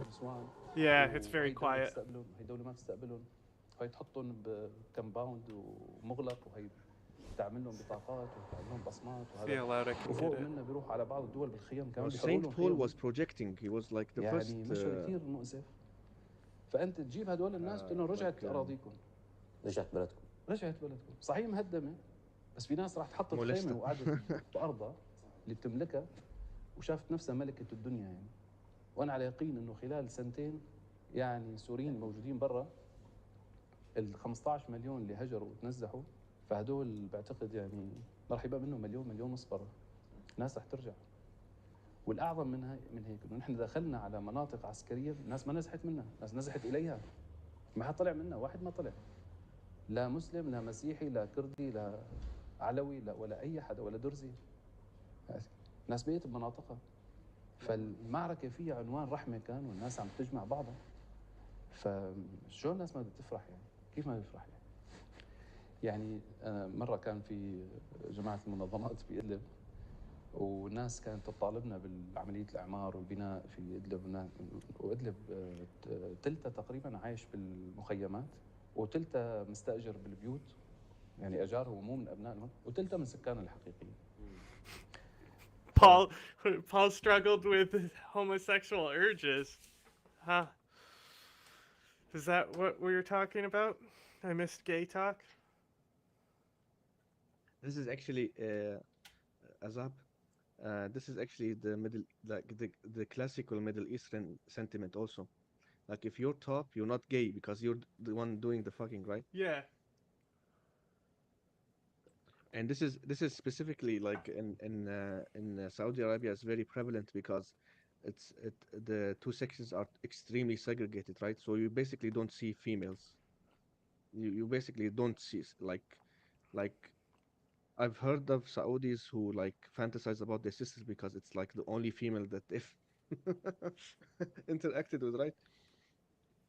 So they only have like I've heard of like people who like not actually like heterosexuals who will like fuck other guys because they literally have no access to the other sex, right? Mhm. It's fucking so Prison. fucking devastating. Imagine living like that. Well, there's the the Tiger King. Remember that show? The Tiger King. Which yeah, Man, your voice, wait. I know it. Because I was eating. Anyway, the Tiger King. Yeah, what's about yeah? Well, one of the guys in there wasn't even gay. He was just a meth addict. And so he was getting porked or doing the porking to have access to meth. Okay. You know? Like The fuck? that's fucked up. Imagine being Joe Exotic's boyfriend and you're not even gay. It's fucking hilarious, man. كنت أقول This يا is جماعة actually نحن this يعني is سوريا actually تعمرت بالسبع. this is like the same topic basically. It's another like spectrum of the topic. It's sexual orientation itself is kind of like determined by kind of psychological gates, what they call in like psychoanalysis and cognition sciences. And basically, these gates are determined when you're like a baby, like basically first month of your life, like even maybe when you're in your mother's belly. And it's very complicated process, but basically is um, like they've been studying about how like they can like open those gates, like changing somebody to Mm-hmm. like If I they've think also they're been looking for kind the of gay gene. yeah, and they kind of they will understand it eventually, and they will able to like change it and shit. I think it will be possible maybe in the future. And then everyone will be bi. Because it's all about the pleasure thing. Yeah, that will be نفس man. If I can eat a pill and it changes me to being bisexual, I will eat that pill. I only have Forced like estrogen, it's coming at you. it's like I only have like I'm limited to the female option right now. Well, that's what I keep saying about these incels. Like, just fuck your homies, guys. Like, I don't understand. Like, how can somebody be an incel when you can fuck your homie who's also an incel? Just fuck each other. I don't get it. You go to other countries and it's like, oh yeah, we have these things called incels, and they'll be like, oh, we just butt fuck each other because like, you can't just like bring a girl home because you live with your parents and shit. You know how these some of these cultures are, so you just bang your homies. That's how it works. Yeah, yeah, and yeah, the gay gene is a bullshit theory. I honestly think it's a bullshit I just theory. know I that think they were trying to find one. it's far more complex than that. It's not psychological. It's not psychological. I don't mean it as like a mental illness. No, it's actually like wired in the cognition itself, determined by like variables that we still don't understand because the human species is extremely complex, like how it functions as a like like social groups and shit like that. And basically, you need kind of like a pull and push kind of power, because like humans work differently and they have to work differently. They have to work differently because if every human was the same, basically you will not have the variety of social and Yeah, culture that I was you thinking have right about now. this earlier, how interesting it is that, like, just in video games, people have completely different tastes, you know? Yeah. Like, the games that I play, Jack, it's like torture to him, and it's funny that I torture him with, like, games that he fucking hates and would never want to play. Yeah. And this is how subjectivity works, right? It's like Yeah. sometimes friends of mine will show me a picture of like the girl they're dating, and they're like, "Man, isn't this like the most beautiful girl you've ever seen?" And I'm like, "Dude, she looks like my uncle." Okay, it's like calm down. Well, that's the And whole like vice Freud versa, stuff, right? right? But like the whole like just difference between just taste. Also, like you think about this, like anyone who like looks at a painting, they're all seeing kind of like a different painting, like kind of like a many worlds type thing, you know?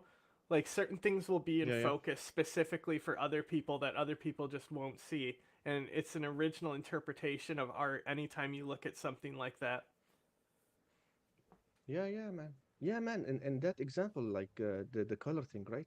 It's like extreme, like obvious in your face type of example. Like holy shit.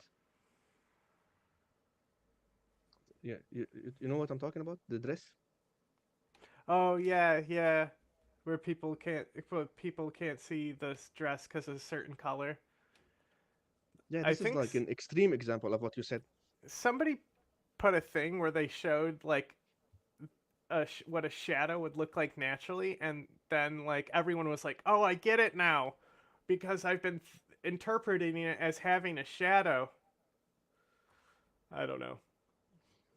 Dude, I'm telling you, like there's like we're very primitive in understanding these things, and once we like actually understand like go deeper into understanding these type of like dimensions, like how perception is different from for everybody else, and how people are attracted to different type of stuff, and Yeah, how all of this like kind of your happens. brain It's does a like lot holy of shit. filling in blanks. It doesn't actually see things in whole. Yeah. And I want to say the Vsauce guy.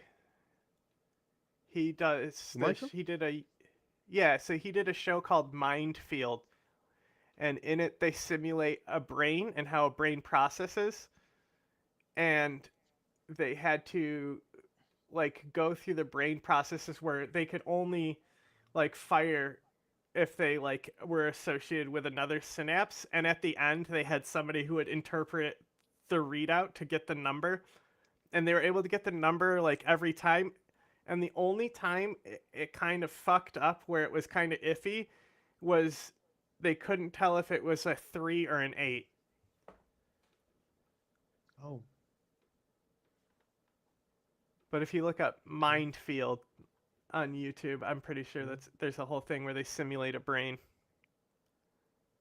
And it's kind of Yeah, reminds me back. of what's that show where the fucking aliens come and it's in China.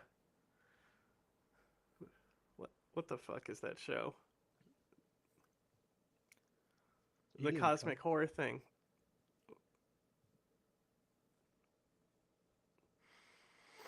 Like Doctor Who. No, it's recent. It's based on a book, but it's like the Chinese Communist Party basically contacts aliens, and then they like build a video game, and they go inside the video game, and they meet Copernicus, and they like build a human computer to determine um I mean, like fudge. that the place Shouldn't that has so be many like the suns. obvious thing? Like everybody should believe that. Like, how do you think that your perception is reality? Like that, like doesn't make you intelligent to know the Hmm. difference about it. makes you stupid to not believe that actually. Anyway. يعني في عمل تراكمي. انت لما بتهجر حدا انت بتصفر العداد التاريخي تبع حياته وبتطلعه بتيابه، فبده يرجع يبدا حياته من الصفر. هذا اذا عنده حاله معنويه تسمح له انه هو يعني يرجع ياسس نفسه من جديد. وانهان يعني بصراحه، يعني للاسف انهان، وغير الجواز السوري صار من اضعف الجوازات في العالم. واغلى جواز كمان تدفع عليه لازم، صح؟ اغلى جواز ماديا واضعف توصيف. How authentic do you feel like this is? Like, how produced is this for like propaganda? I was just thinking about like how humanized he is. Because like this I think response, it's where he's like, "and the most expensive," it feels a little staged to me, but not being able to speak the Yeah, language, like- it's hard to tell. تسمح له انه هو يعني no, يرجع exactly يأسس that نفسه من moment, جديد. like exactly that وانهان second I thought يعني about like بصراحة، what the يعني fuck, how is للاسف this انهان، staged? وغير الجواز السوري صار من اضعف الجوازات في العالم. واغلى جواز كمان تدفع عليه لازم، صح؟ اغلى جواز ماديا واضعف توصيف عالمي. I think it's genuine. يعني هو المشكله انه I think it's النظام، But يعني you know, عمل- it's like even عمل being من genuine الشعب doesn't fucking mean حدودة. anything, okay? Like يعني هو Trump خايف is منه being دايماً. genuine, like that doesn't help us, right? Yeah, I'm just wary about propaganda, especially. Look, I really want this guy to succeed. I want Syria to be good and stable, but I don't trust him. And Yeah, I understand. maybe You 2 don't- years from now, when only 1 million Syrians are in the diaspora and everyone's returned, like he said, maybe then I'll start trusting him and I'll talk about how cool he is all the time and I'll glaze him up. No, that's The a- Three that's Body a false Problem. matrix. That's the name of the show. Oh, okay. They No, build it's, a human even if- computer at one point. Like I Like, think it's e- Genghis Khan like or you- something does it. You're kind of saying that like even if he if he's genuine and he's like a blah blah blah like this, like he's actually truthful, then he will fix the problem. No, man, it's like even if he's like a good sport and like like really wants like to positively influence a positive change in Syria, that doesn't mean it will happen. There are many like external forces, right? Yeah, I don't think it rests entirely on his shoulders. I'm just, Yeah, but I understand what you're saying. Yeah. he's played so many roles. He's been here, he's been there, he's fought this, he's fought that. It's one of those things where it's like just like the ceasefire. Like I'll believe the ceasefire when it happens. There's just something I'm not sold on him yet. As much as I'm like an HTS stan and like we had No, you been shouldn't- talking you about how shouldn't be they were sold out great on him. compared to like everything that came before them. I don't know. Yeah. No, you're 100% correct. Yeah, you shouldn't even trust him. Like he's done stuff in the past, like really ISIS level. Mm-hmm. I mean, He was the one who gave James Foley to ISIS. him personally. Like not him personally, but like Qaeda like delivered James Yeah, Foley. because like I know that it was, I believe it was Al Nasser Front at the time that captured him because like they got stuck basically between like two forces Yeah, and they couldn't pull out of the area safely, yeah. and eventually Al Nasser Front took it, and he basically, because the U.S. doesn't negotiate with terrorists, it's like not smart to hold U.S. citizens for too long. And ISIS was like, "Hey, we want him. Like, why wouldn't you give him to ISIS? Like, it's like this is an American journalist. Like, fucking, a fucking Meal Team 6 could kick in your door and kill all of you." And it's happened with Al Qaeda rescues in the past too. Like, especially there was that one, like they rescued her in a hospital and she was Yeah. being held by Al Qaeda, and I want to say like Delta or SEAL Team 6 went in and like killed all of them and pulled her out. Dude, that timeline was very, very interesting because not a lot of people know this, but there was a period of time, like couple of months, where ISIS in Jabhat al-Nusra, with like Nusra Front, they were kind of playing the like being nice games before like they unleashed like before they like kind of like tore on the mask and started like their propaganda killings, like the horrifying Hmm. beheadings and shit like that. That period was fucking insane.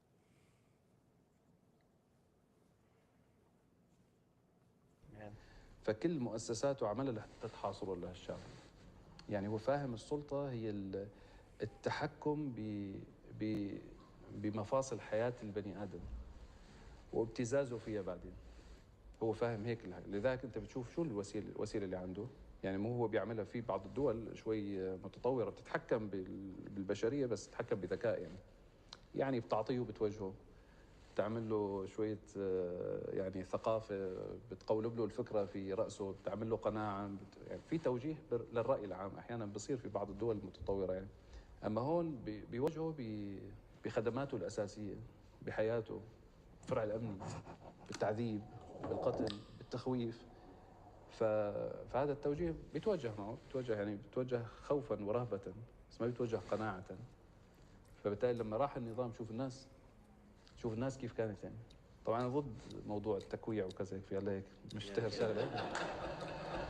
يعني بحاول احسن الظن، فبقول انه في ناس صار لها سنوات عم تتثقف ضد الثورة.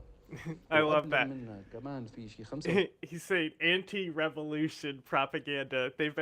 They've been exposed to anti-revolution propaganda. He's sounding kind of commie here, you know. They just need to go to their re-education camps and read our little red book. 30 سنة عم تتثقف And he also ضد طائفة معينة مثلا. man, he's like 100% read How Nation Fails, like 100%. Like I was considering it a meme before this, but like how He he also, like people you know, are speaks a directed few and languages, so I imagine he's very well read. Normally, he's if like you're the things he literate in says, like multiple it's very languages, you've read a lot of books. yeah. He's very articulate. He's very like in Arabic. He's like the translation doesn't give him the correct weight to the word choices and articulation. Actually, like That's how it like, be. you think maybe like the translation is like enhancing his speech ability or like blah blah blah. No, it's actually downgrading his speech ability. صح التعبير. انه هدول اذا حكموا راح يذبحوا، راح يعملوا، راح يزتوكم بالبحر، راح يساووا كذا. الدعايه هي اللي كثير صرف عليها النظام. انهارت 11 يوم، انهارت لانه الناس اخر شيء انت مهما تتكلم بس الوقائع والحقائق تكون ابلغ من الكلام. صحيح؟ فهذا شيء اسمه يعني ايصال الفكره بطريقه عمليه.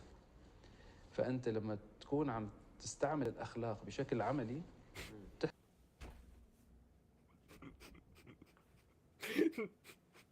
Not this guy saying when you practice good morals.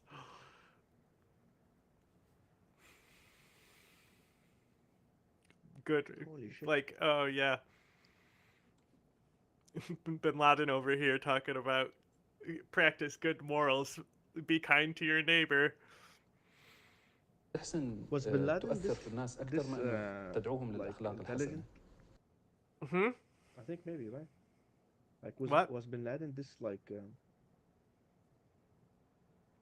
I don't remember like So I think Bin Laden, the thing about Bin Laden is he had a lot of brain rot around conspiracy theories and stuff.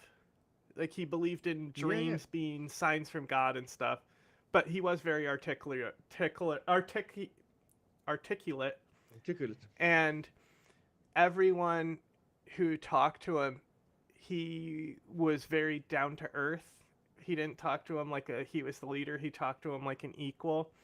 You know, he was always like a man of the people, like ate with the people. You know, he didn't put himself in a hierarchy position. And people just respected him because of how he carried himself. That's how he built himself up, is because he was so humble. Okay. So yeah, he's Yeah. Bin Laden's a very interesting guy. Meanwhile, Sohari was is like up insanely there. rich. You know, he's don't even know what's going on with when he was talking. He was always on some blabbery shit. But the Bin Laden family is like insanely rich. Like, Mm-hmm. like in Saudi Arabia, they have a city. They built an entire city, and they call it Bin Laden Project. It's like they're His brother like Salim, multi-billionaires. who's dead now. George Bush's first company, like Junior George W. Bush, was actually with Salim bin Laden. His first company. It was a chemical company, petrochemical company that they started together. Okay. Isn't that fascinating? صحيح؟ قد تدعوهم لا تمارس الأخلاق وتصل دعوة، لأنه هذا كلام فقط. أما الإحسان يؤثر في نفوس الناس أكثر بكثير من الكلام، والإحسان شيء عملي، شيء عملي ملموس، ما هو شيء كلامي فقط يعني. اللي عملتوه شيء كبير والله، بس أنت شو شعورك حاليا وأنت في دمشق وإحنا نعرف إنك بتحبها كثير المدينة هاي؟ يعني أنا أنت إذا بدك تحافظ على النجاح لازم يضل عندك. I just gotta say, like, the chair that he's in, I fucking love the inlays on it. Fucking, I have a chair. Fucking cool ass chair. That's like the Kanani chairs. They are like Ottoman age era kind of style. Actually, we have a house like a Cananian Arabic like Ottomanian house in Damascus. It's like, do you know the garden houses?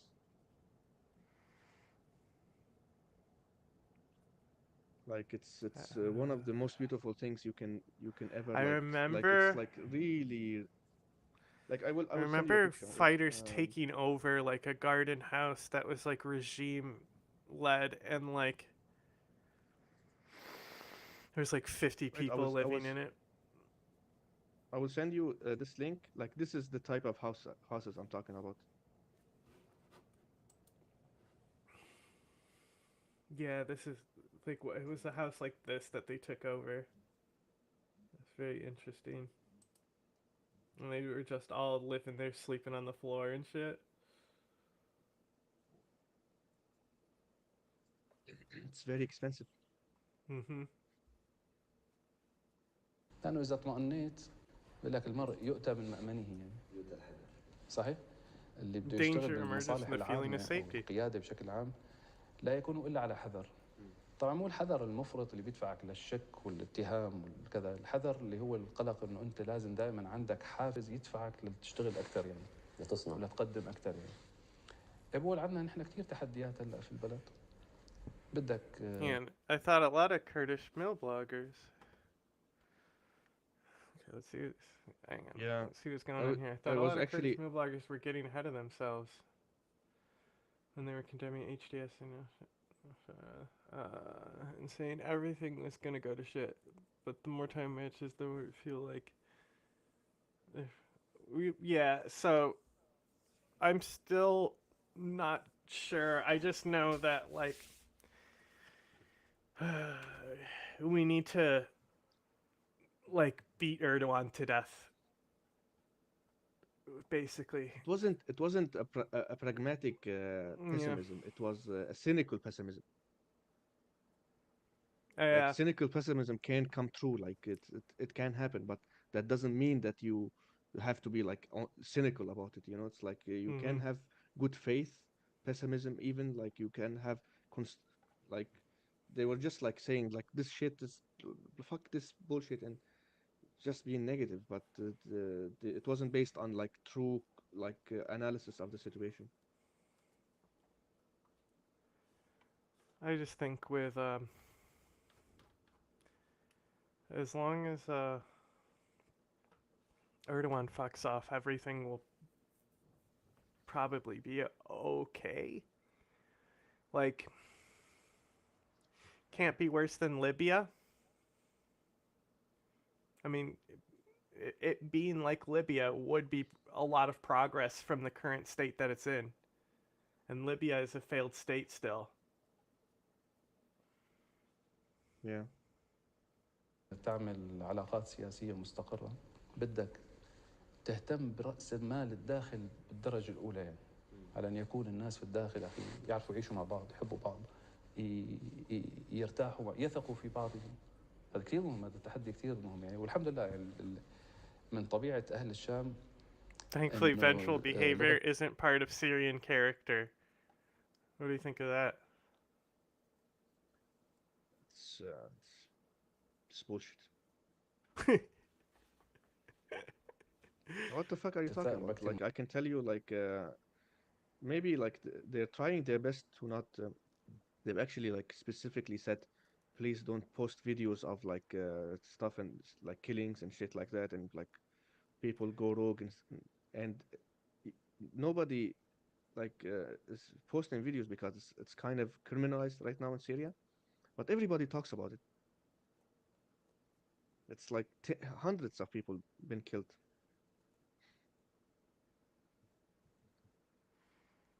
موجودة ونحن أساسا كل الحرب اللي قمنا فيها يعني كل المعركة هي الكبيرة كان عنوانها اللهم نصر لا ثأر فيه. لازم لأنه العقلية الثأرية لا تبني، لأنه في مشاكل كثيرة. أنت إذا كل واحد في شيء بيقول لك مما عمت به البلوى. But he's correct. لا Like تستطيع إنه تروح. he means like he doesn't want it to go mainstream, right?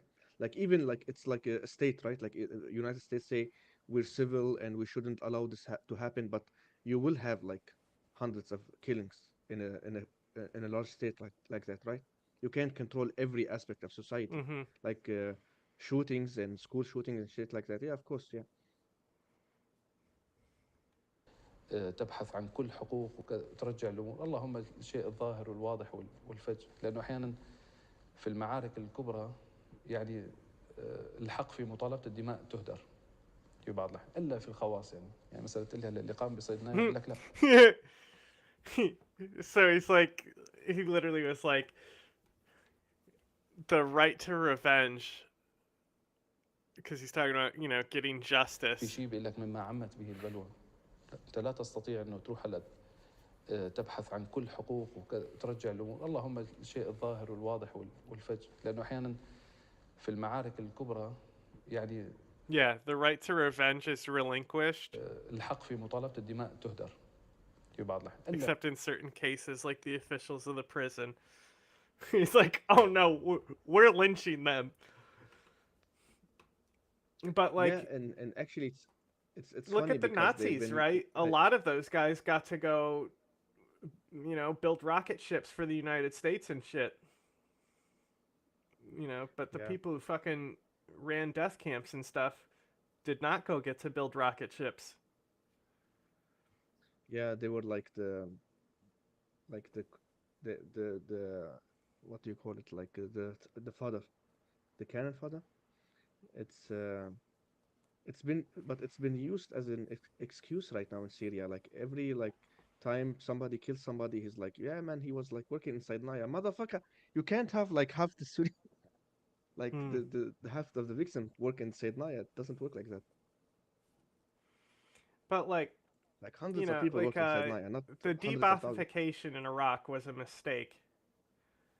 So I wouldn't, you know, do a de-Baathification policy necessarily. You know, de-Baathify, but also like make sure those people have jobs.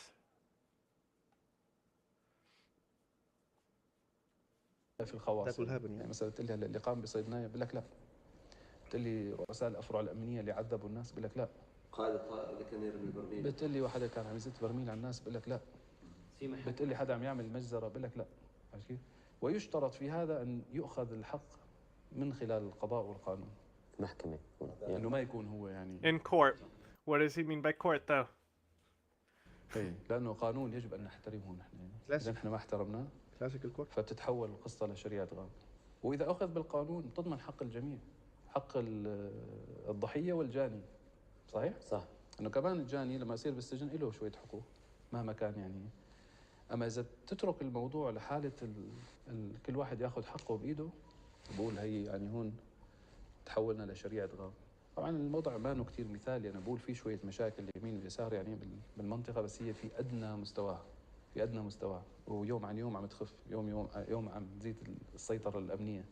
وأنا أعول على ثقافة المجتمع وعقله ورجاحة يعني اختياراته، وأعذره في كثير مما يعني كان من الضغط المسلط عليه خلال أكثر من 50 سنة يعني. الإنسان بيتأثر. Wow, jihadis are so boring when they get diplomatic. But that's the thing. He's kind of always been like this. It's not the first. Like he's done, like interviews with PBS and stuff. You know, like there's been a lot of people who have long said that he is going to be the guy in Syria, and we need to support him.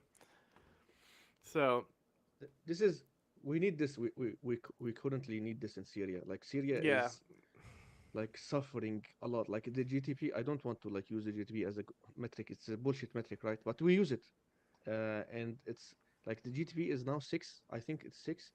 Man, in 2011, the Syrian GDP was 60 billion, like 66, which is like basically the current Congo GDP. Like Congo is like 110 million population state, right? And Syria like was like 25 millions, and like a decade ago had like a GDP bigger than like it was like a impressive GDP like for the Middle East, and now it's like 6 or 7. Like Syria used to be like really really good, and yeah, now I mean, it's like one of the worst Mediterranean countries in the world. nations. You know, like the Mediterranean is like the key to prosperity for. There's no reason why any nation should be like underprivileged in that region. Yeah. Like it's very developed, very very developed. Like the scholarships between Damascus universities and like Berlin University or like European universities. Yeah, like, that's what's you crazy do like too. special like You this, used and to you see go. a lot of like Damascus colleges and like intellectuals who have like been through there, and it kind of like disappeared. Like the Syrian drama shows and TV series are like Western level. Like they really understand like philosophy and all of these perspectives. They really really like there is like intelligentsia in Syria. Like I cannot say that for Afghanistan, for example. I'm sorry. Like, Yeah, well, Afghanistan is a very complex place where it's so mountainous that most of the people were cut off for a long time. Like, even like before communism, you know, in the like 60s, they were because Afghanistan, like, they have a shitload of tin there. So like when the Bronze Age existed, all the tin came from Afghanistan on the route to make the bronze throughout all those civilizations, right? So because they had such an abundance of tin, even when those routes collapsed and Afghanistan became isolated again, and it happens multiple times, they were actually, when they made like pots and pans, like tin out of tins and metals, they were using sand molds. You know, and like half the time the sand mold wouldn't take, so they'd have to fucking start over and melt down all that metal again to make a new pot. Like no modern smithing it whatsoever. But they were able to just still make those pots and stuff. It was so isolated. بتأثر فيه، وهذا أجيال بأكملها عم نحكي عن. It's basically like عن 6 materialism أجيال مرت determining على everything. هذا النظام. صحيح؟ صح. فبالتالي علاجه بالعصا السحرية هذا ما موجود. هذا كله You know بتصور what بده you خطط said right now, استراتيجية like being طويلة. secluded from the rest of the world, like determines like your level of education, shit like that. And Mm-hmm. it's basically like it makes sense. Some states are extremely educated and some states are shit, because like Greece, like they're so fucking intelligent, like as a people, you know. Like you go to Greece and everybody speaks English and everybody's educated and everybody's like, Mm-hmm. and then you ask like, what the fuck happened? Like how did this crisis happen? And it's basically like it's not their fault. Like the fucking politicians and businessmen did it. It's not the people who did it. Mm-hmm. And like Turkish people are stupid. Like it's like Yep. it's like you Yep. Yep. actually there That's is why like we you, make you fun of can't them. like you can't say like about the like it's bad to generalize, but it's very obvious when you go to the country and see the mentality of people. Like you can say, yeah, Greeks are very educated, intelligent. Turkish people are really stupid, and you can like basically make these generalizations sometimes. Yeah. There's certainly a mold for Turkey Yeah. especially, and it kind of gets funny the more they suit the mold. I don't know what it is. Like what? How is this determined? Like how is this? How does how does this happen? Like how does it function? I think it's I don't know. like the Ottoman Empire used to be like very spoiled, and Turkish people were spoiled for hundreds of years, for centuries. Maybe So I they don't know. idiocracied themselves. Yeah, like the United States is the biggest example, right? They've been coddled too much. Like you We need a fucking war to trigger happen here. warnings. You're between two fires, like the fires of trigger warnings and soft liberals, and and like conservatives. Like you don't have Well, like I've just been people who laughing at the actually. people who like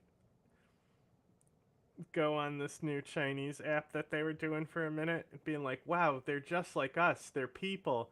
And it's like, "Oh my god, Americans are so insulated." Like you Yeah. immediately talk to somebody from a different country and you have a connection and it blows your mind. Are you fucking kidding me? Yeah, man, it's fucking impressive how insulated and coddled Mm-hmm. you like And Americans yet are, they influence because political situations everywhere. It's so frustrating. Because I want people to wake yeah, up here and realize shit. it's very funny because you know in Germany there's kind of like a cultural brain drain happening, like online happening, right? Because why spend the time online or in German spaces when you can escape your reality, right? And they basically escape to American reality, as American politics and American streaming and American blah blah blah. And Americans don't have that option. They're only stuck in America, so they're very secluded, like from every aspect. Hey, I'm part of that problem. العلاقة في التربية، العلاقة في التعليم العالي، العلاقة في العلاقات الاجتماعية، العلاقة في الدعوة في المساجد، العلاقة في المنابر الثقافية، في المنابر الإعلامية، العلاقة بكل شيء. لأنه الناس لما تكون عايشة مع بعضها وهي بتشك ببعضها وبتخاف من بعضها، دير بالك لا يسمعك، لا يكتب فيك تقرير، لا يعمل كذا. هيك الحياة السورية كانت يعني. والفساد والكذا وكذا، بين انه هلا الناس ترجع تثق في بعضها يا اخي. تثق في بعض، يقعد بمكان يحكي رايه عادي يعني، ما أنا مشكله كثير كبيره يعني. اللهم انه لا يتعدى على القانون ولا يتعدى على الاملاك العامه ولا يتعدى عليه ولا يحاول يخرب الحياه المجتمعيه. ابو اليوم في توافق مجتمعي كثير كبير بسوريا قابل Dude, انه this is يصنع منه. this is fucking hilarious. What Rivi said, like the libification of jihad. It is going to happen. It is Yeah, I happening. mean, It's fucking that's the happening whole 100%. but it's needed to happen. Cause like Yeah, yeah. At I last, think it like was so holy much shit. more pragmatic before Bin Laden and Al Qaeda. I really think they fucked it up. Cause like even Bosnia and stuff, there was still that unity, you know, where like the the Muslim coalition, the identity that they had that drew them together, where they all had the same struggle, you know, and then it's really the Soviets' fault for invading Afghanistan. You know, the Black Decade, that sucked too.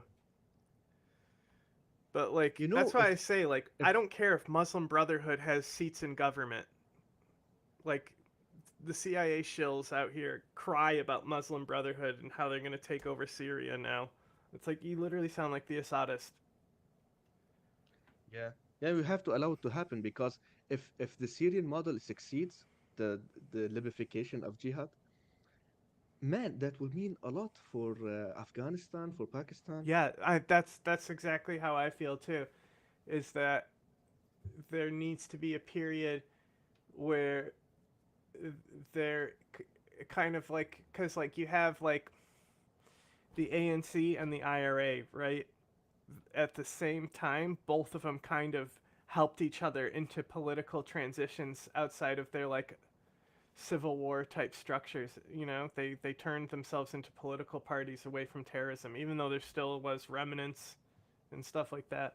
Yeah. So like this whole thing where they're like, oh, the Uyghurs are part of Syria, and it's like, good. I hope there can be like an enclave of Uyghurs in Syria who, Yeah.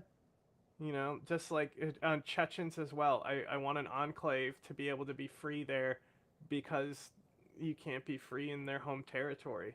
It's the closest thing that a lot of these people have. And this is something that the Taliban wanted to do in Afghanistan. But Afghanistan is not Syria. You know what I'm saying? Like, it's a much different place. You need power, like Sudan strongmen. tried to do this as well with Bashir. With Bashir, you need strongmen, like you need people like Ahmad al-Shara who do that, Mm-hmm. like who know how to speak, and they're kind of populist, but and the popular at the same time, and while being political, and like liberation of jihad. It's actually like encompassing very aspects, but at the same time, one of the most important things is you have to be a strong man,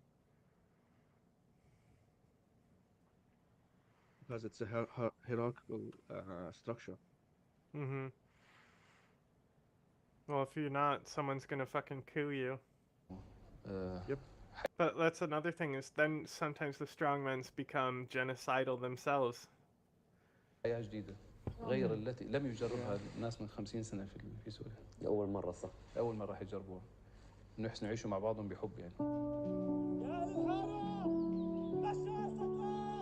هلا نحن أنا أول شيء يعني شوف قلت نحن أثناء المعركة كنا عم نطرح العفو. والعفو هذا ساعد بشكل كتير كبير على انه الناس يعني تتعب، فما معقول بعد ما انتصر روح اسحب الناس من بيوتها واقول لهم تعالوا بدي احاسبكم، لانه كمان عندي مصداقيه انا. وين مصداقيتنا راح تروح؟ نحن اعطينا الناس كلام. ما بصير انا ارجع وبعدين طالب في حقه، ولو انا ما عملت هيك كان الناس استعصت في مناطقها وخافت وتلبكت وكسر دم كتير وكذا. سياسه العفو كان اثناء المسير العمل كان شيء ايجابي، ساهم في تقليل كثير من الدماء. كلهم تركوا ملابسهم هون وغادروا.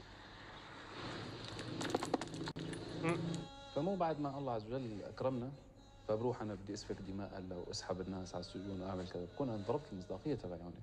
بدي اوازن بين حق الناس الشخصي وبين العفو العام. العفو العام يجب ان يشمل. اليوم الحمد لله الله عز وجل يعني اعطانا نصر باقل الكلف، ودائما بقول لك اعظم النصر. I love that. I understand the recent battle didn't cost much, but to say that you've been granted victory with minimal cost, like, it cost everything. To whom?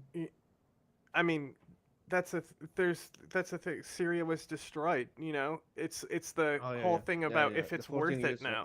Yeah, yeah. He's kind of like treating the last month like the 11 days in like a it's the entire war. Motherfucker, Yeah, you can't do that. it's like, sure, the last few months it was achieved with relatively little bloodshed, but it's been built on the 14 years. Yeah, I mean, he kind of started this talking about how it's been so long, and he even said like 35 years under Assad and stuff. I انه think احيانا he لو انا means هلا like it's been منتصر like it's became too fragile. ودمشق مهدمه بصراحه ما بستفيد شيء. لو انا منتصر وحلب متدمره واهلها نازحين منها وكذا ما بستفيد. النظام دخل على خان شيخون وعلى معره وكذا بدون اهل. مسحها عن بكره ابيها وما فيها شيء كانت يعني غير قابله للحياه فيها. Dude, فبقول هذا انتصر؟ it's ما انتصر، اخذ the ارض. whole Syrian diaspora in the West and Europe and in the United States, in Canada. Everybody, like a lot of people I'm talking to, like lots of my friends, like engineers, doctors, and shit like that. Everybody is waiting to return. Everybody wants to return. Nobody wants to live in Europe, but they're not ready to lower their standards at the same time, right? So, like, if Syria became like semi-acceptable, like if Syria became not what it used to be before the like the Syrian civil war, if Syria became like 2012 levels, they will return. Like Well, just like yeah, kind that's of what I've been saying. Like, stability. there's no reason it shouldn't be on par with Lebanon. Like, Lebanon is, they just had elections. I don't know how we. I'm hopefully gonna have somebody on to talk about them, but like, Israel tries to say they're the only democracy in the Middle East when Lebanon's right there. Yeah. No, Lebanon is very it's a very good like the only thing was corrupting and Corruption, yeah. influence in Lebanon was Assad, and he's gone now. Well, there's Hezbollah as well. Yeah, but Lebanon like has had a Assad lot of was civil war, so there's a lot of institutional corruption and stuff like that. But even with all that, it's a fucking great country. I'd live there. yeah It's fucking nice. Hezbollah is the populist Islamists are like Hmm. they're like the conservatives, But they've also nobody likes them, the uneducated. the reason why there's an economic crisis is because they're literally doing schemes where they're robbing their own banks to like Yeah, draw from an empty well, and it's what's collapsed the economy is Hezbollah, running they're a mafia. economy shit. Hezbollah is a mafia. They're very Yeah, no, they are. Actually, that's what we actually classify them as. Is not a terrorist group. We classify them as a international crime syndicate. yeah I mean, they work with cartels in Mexico yeah. to do crime shit, They're very not to train them for th- terrorism. it's very scary because like the cartels, they will assassinate like Hmm. dissident politicians. Like you can't mess with them. It's kind of scary. Like it's if you influence their business and their bottom line, they can assassinate you. You cannot go over like a baseline.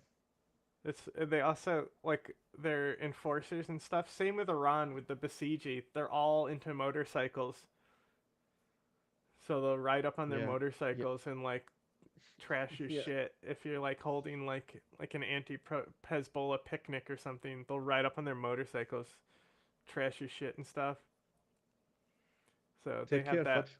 biker mindset that some of Yeah, those the biker you man. can Yeah, imagine. that's insane. Yeah. Yeah. You remember the pagers? Lots of Hmm. pager exploded while people riding their bikes, like their motorcycles. Mm-hmm.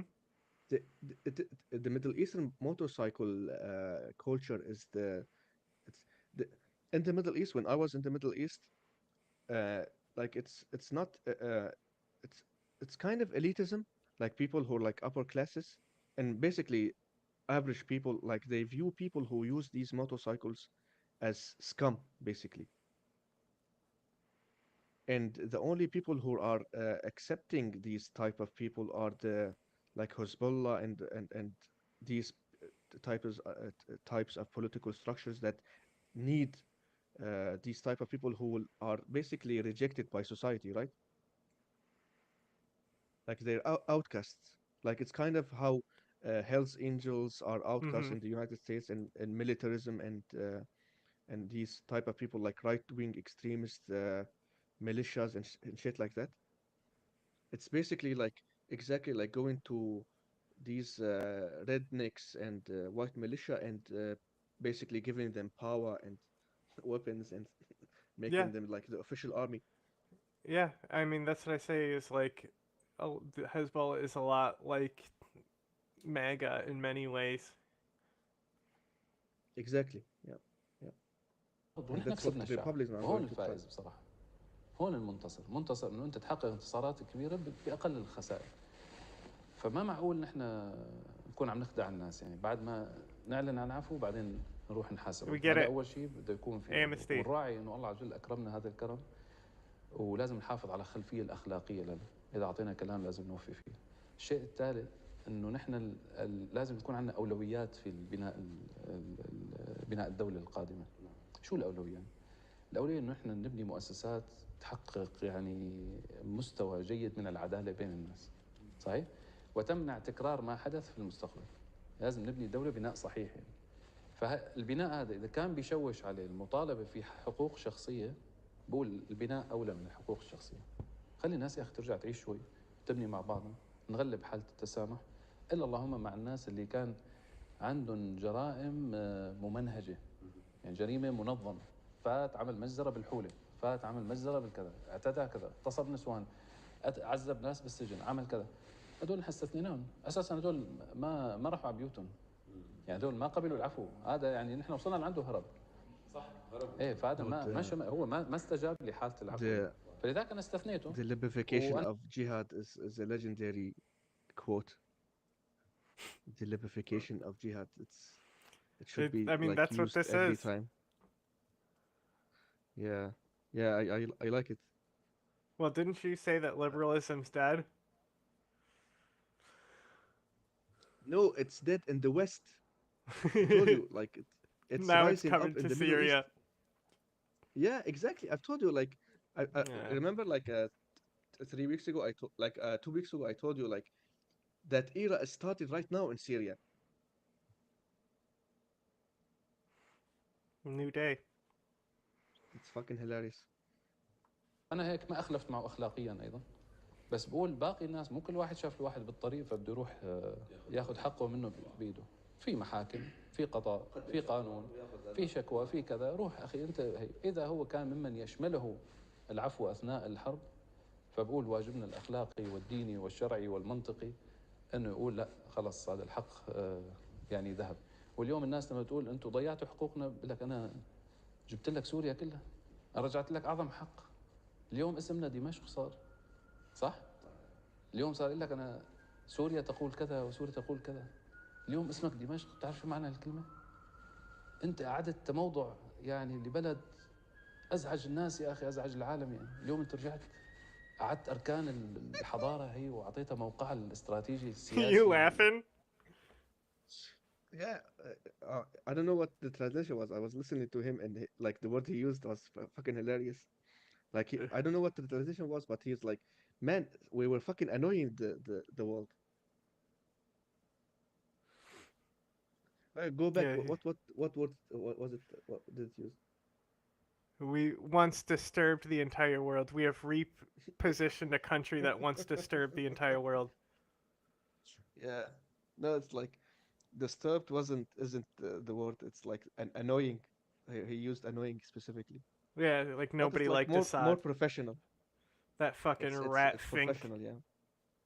Yeah. موضوع يعني لبلد ازعج الناس يا اخي ازعج العالم يعني اليوم انت رجعت اعدت اركان الحضاره هي واعطيتها موقعها الاستراتيجي السياسي والاقتصادي والاجتماعي وكل شيء فانت تروح تهدر القيمه الكبيره هي مشان انا بدي اروح يعني راح كل حقوق الناس بعنقي هذه وعلى راسي من فوق عرفت كيف؟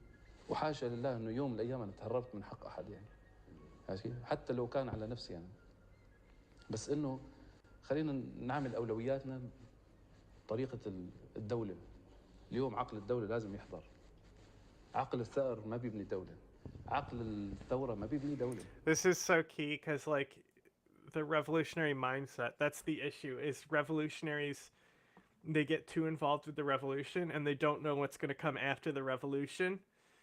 And that's when you start getting into like, you know, terrorizing your population, because it's always, why don't we have what the revolution promised? It's always something else. There's always something else preventing the conclusion of the revolution. So the key thing you always want to hear is people being like, we need to transition out of this mindset. So like this is all like, that's the thing, this is like, it's too perfect for me, you know?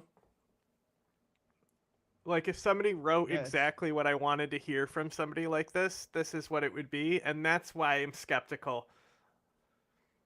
الثورة صفتها yeah, الهيجان but والثوران. honestly, like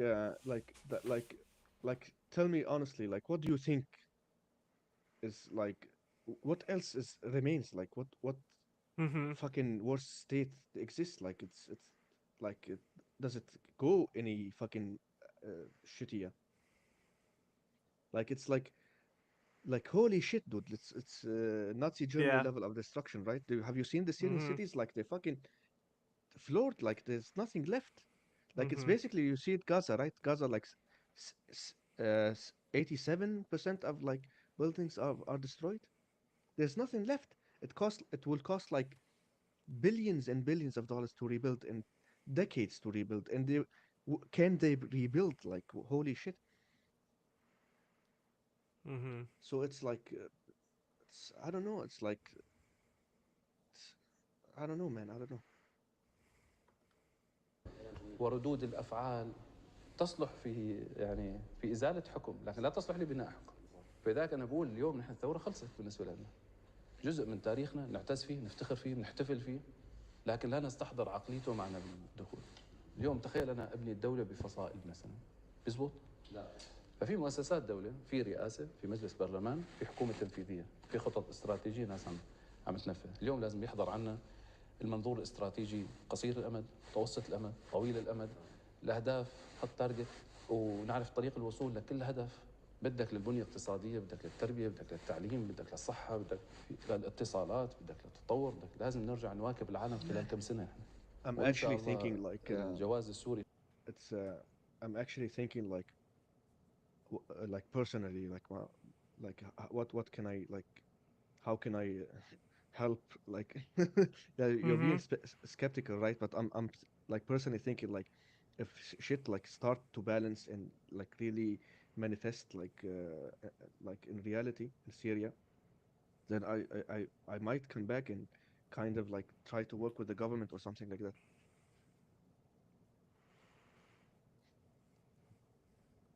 خلال كم سنة بتحطوه على It'll be الطاولة interesting.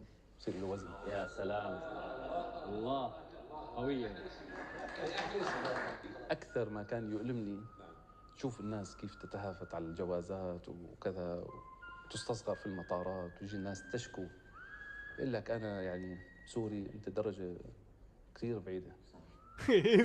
he's like, soon we're gonna be on top and we're gonna spit on those Turks.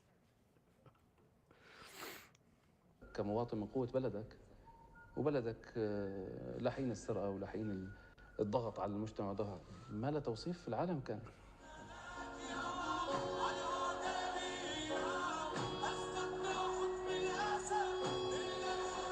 حسيته محترمين Yeah. طبعا لأول مرة. Yeah, كل مكان هلا السوري رافع راسه بكل مكان.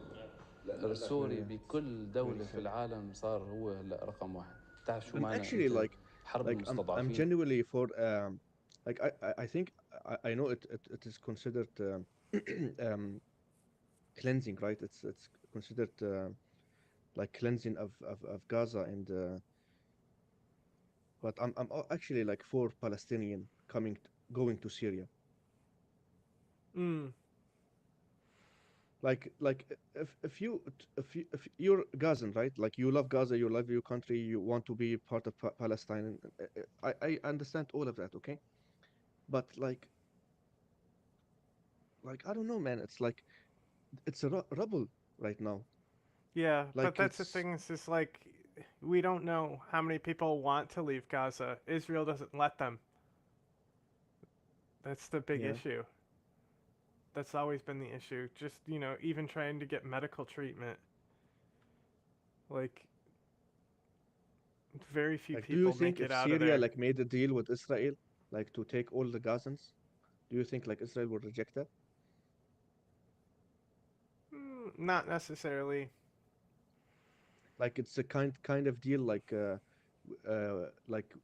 give us the Golan Heights back, and we will put all Gazans there. Hmm. But it's it will be counterproductive for Israel, right? Because they already like benefit massively from the Golan Heights, and Golan Yeah, Heights I is don't bigger think than they Gaza. really care. I think it's just about destruction of people. Man, it's fucking sad, man. It's fucking sad. The Not a fan of that Palestinians are Israel country. Kind of Palestinians are fashy. like the intellectuals, like the smart people in Palestine, like not the people who love Hamas and shit like that. They have the best intellectuals and educated and like even scientists even. Like what's a waste of potential, man? هي ما نجحت خلال 100 سنة الماضية. وفي تعاطف عربي محمد لا كل لا يصدق صح. كل شيء. أنت اليوم عملت تغير في التاريخ. إنه أخي أنا حرب مستضعفين وما عندي شيء، بس أنا بحسن أعمل شيء، بحسن أخذ حقي. لأنه في قوة للحق أمام الباطل، شيء كتير كبير. هي لحاله رأس مال، هو لحاله عطيك. It's funny دفع that قوي. he's not funny, but it's interesting that he's saying things about righteousness, because I'm so used to jihadists talking about how God did this, it's because we have faith in God, man. blah blah blah blah blah. He doesn't talk about God a lot. Like holy shit, it went from 90% about God in teaching and Prophet Muhammad and Hadith to less than 1%. Yeah. He I mean, no, like I 0%. that's the thing. He's Because talking about. he doesn't use it. Not talking about Sharia courts. He's talking about institutionalized courts. You know. Yeah. This is not It's something fucking that I wild, would have right? ever expected coming post Assad. Is That's this type of fucking rhetoric? Man, actually, like I've seen extremists in Syria right now, who's starting to to be disillusioned in Ahmad al-Shara. He like they're kind of onto him right now. Like I know he's not being like completely lived out, but he's kind of like in that realm where he's like libification of jihad, and lots of extremists don't want that. أنت ما بيبقى عليك إلا أنك يعني تبني حالك بشكل صحيح، وتاخذ بالأسباب وتتكل على الله عز There وجل. you go. There's God. إذا أنت صاحب حق، صاحب حق طبعا مع حكمة، يعني مو كل صاحب، أحيانا صاحب الحق بيكون أرعن وطايش يعني، صحيح؟ تكون صاحب حق مع حكمة وبيقول لك هي إنه شو هي القيادة؟ بيقول لك أن تعلم متى تقدم متى تحجم، تعرف حالك وين توقف. مو صحيح؟ Yeah, he's losing connection to just the extremist former base. Like Syrian people really love him, but don't consider people like most Syrian people. They're not the extremist jihadis. They're not like they're more conscious than that. And the people who are extremist, like the factions leaders in Syria right now, these people are losing support because the people who supported them and gave them money and weaponry were the Arabian Gulf, like Saudi Arabia and Qatar and Emirates and these states. And these states made had them in a meeting, and they kind of directly told them you have to you have to follow Ahmad al-Shara because you will not get any more weapons. You will not get any more funding. That's it. Like either you follow Ahmad al-Shara or that's it. Like you're out. So they basically don't have any more power. Like they don't have the populist power of the people, and they don't have the funding anymore. That's it. Like that's a turning point. All right. So this guy was a YouTuber, huh? I think that's the whole video. I just wanted to check because it kind of ended weird. So maybe I'm gonna check his YouTube channel to make sure that that was the full interview.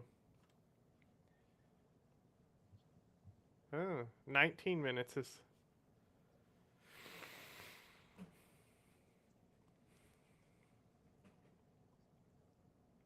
Yeah, it's see, there's a little bit of a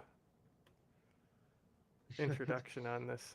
Actually, I think CIA was annoyed that Arabian Gulf was funding the Islamists at certain points. Saudi Arabia is basically trying to live to do the liberal model of like foreign politics while doing the CIA model of intervening in other states, like they're interfering the same way in Africa right now.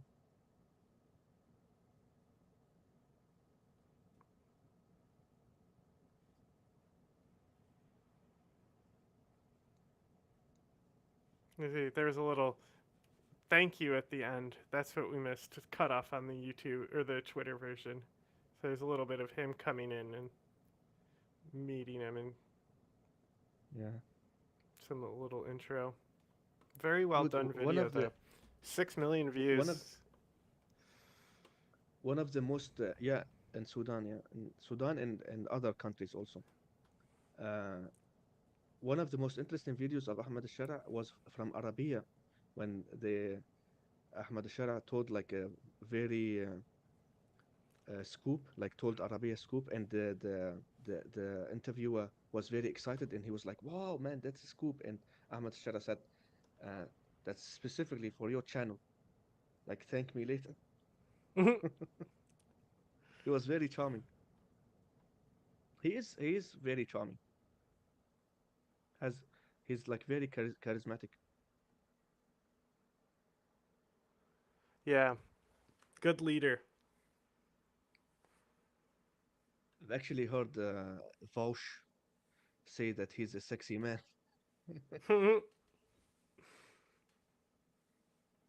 Yeah, it's funny. I haven't heard too many bad takes on Syria. There was one we could have potentially looked at today, but we've run long enough. So, anything else before we sign off? No, basically it's yeah, Qatari and UAE and Saudi Arabia have inflicting interests in Africa. You like each state has something in mind, and basically there, I think UAE is the main reason why it's the conflict in Sudan is Sudan. They are. yeah, That's it's this is part like of even our Saudi main Arabia is show. annoyed. Our main show on stream. I was bitching because we upgraded our partnership with the UAE like literally last month, and then this month we go and recognize the genocide in Sudan. No recognition of the UAE supplying all of that shit. Like even the UAE even also was Saudi media responsible is for saying the that. Tigrayan genocide. They gave the Ethiopian regime all the resources to carry it out. Dude, like what you said right now, plus Saudi media is talking about it. Like, when Saudi media is being much better than your media, your media is that's it. Like, fuck, your media is dead. So, Like, that's it. Like, you don't have media. Like, the United States doesn't have functioning media anymore. You don't have journalism. That's it. all right. So, goodbye, everybody. Should I do it? Take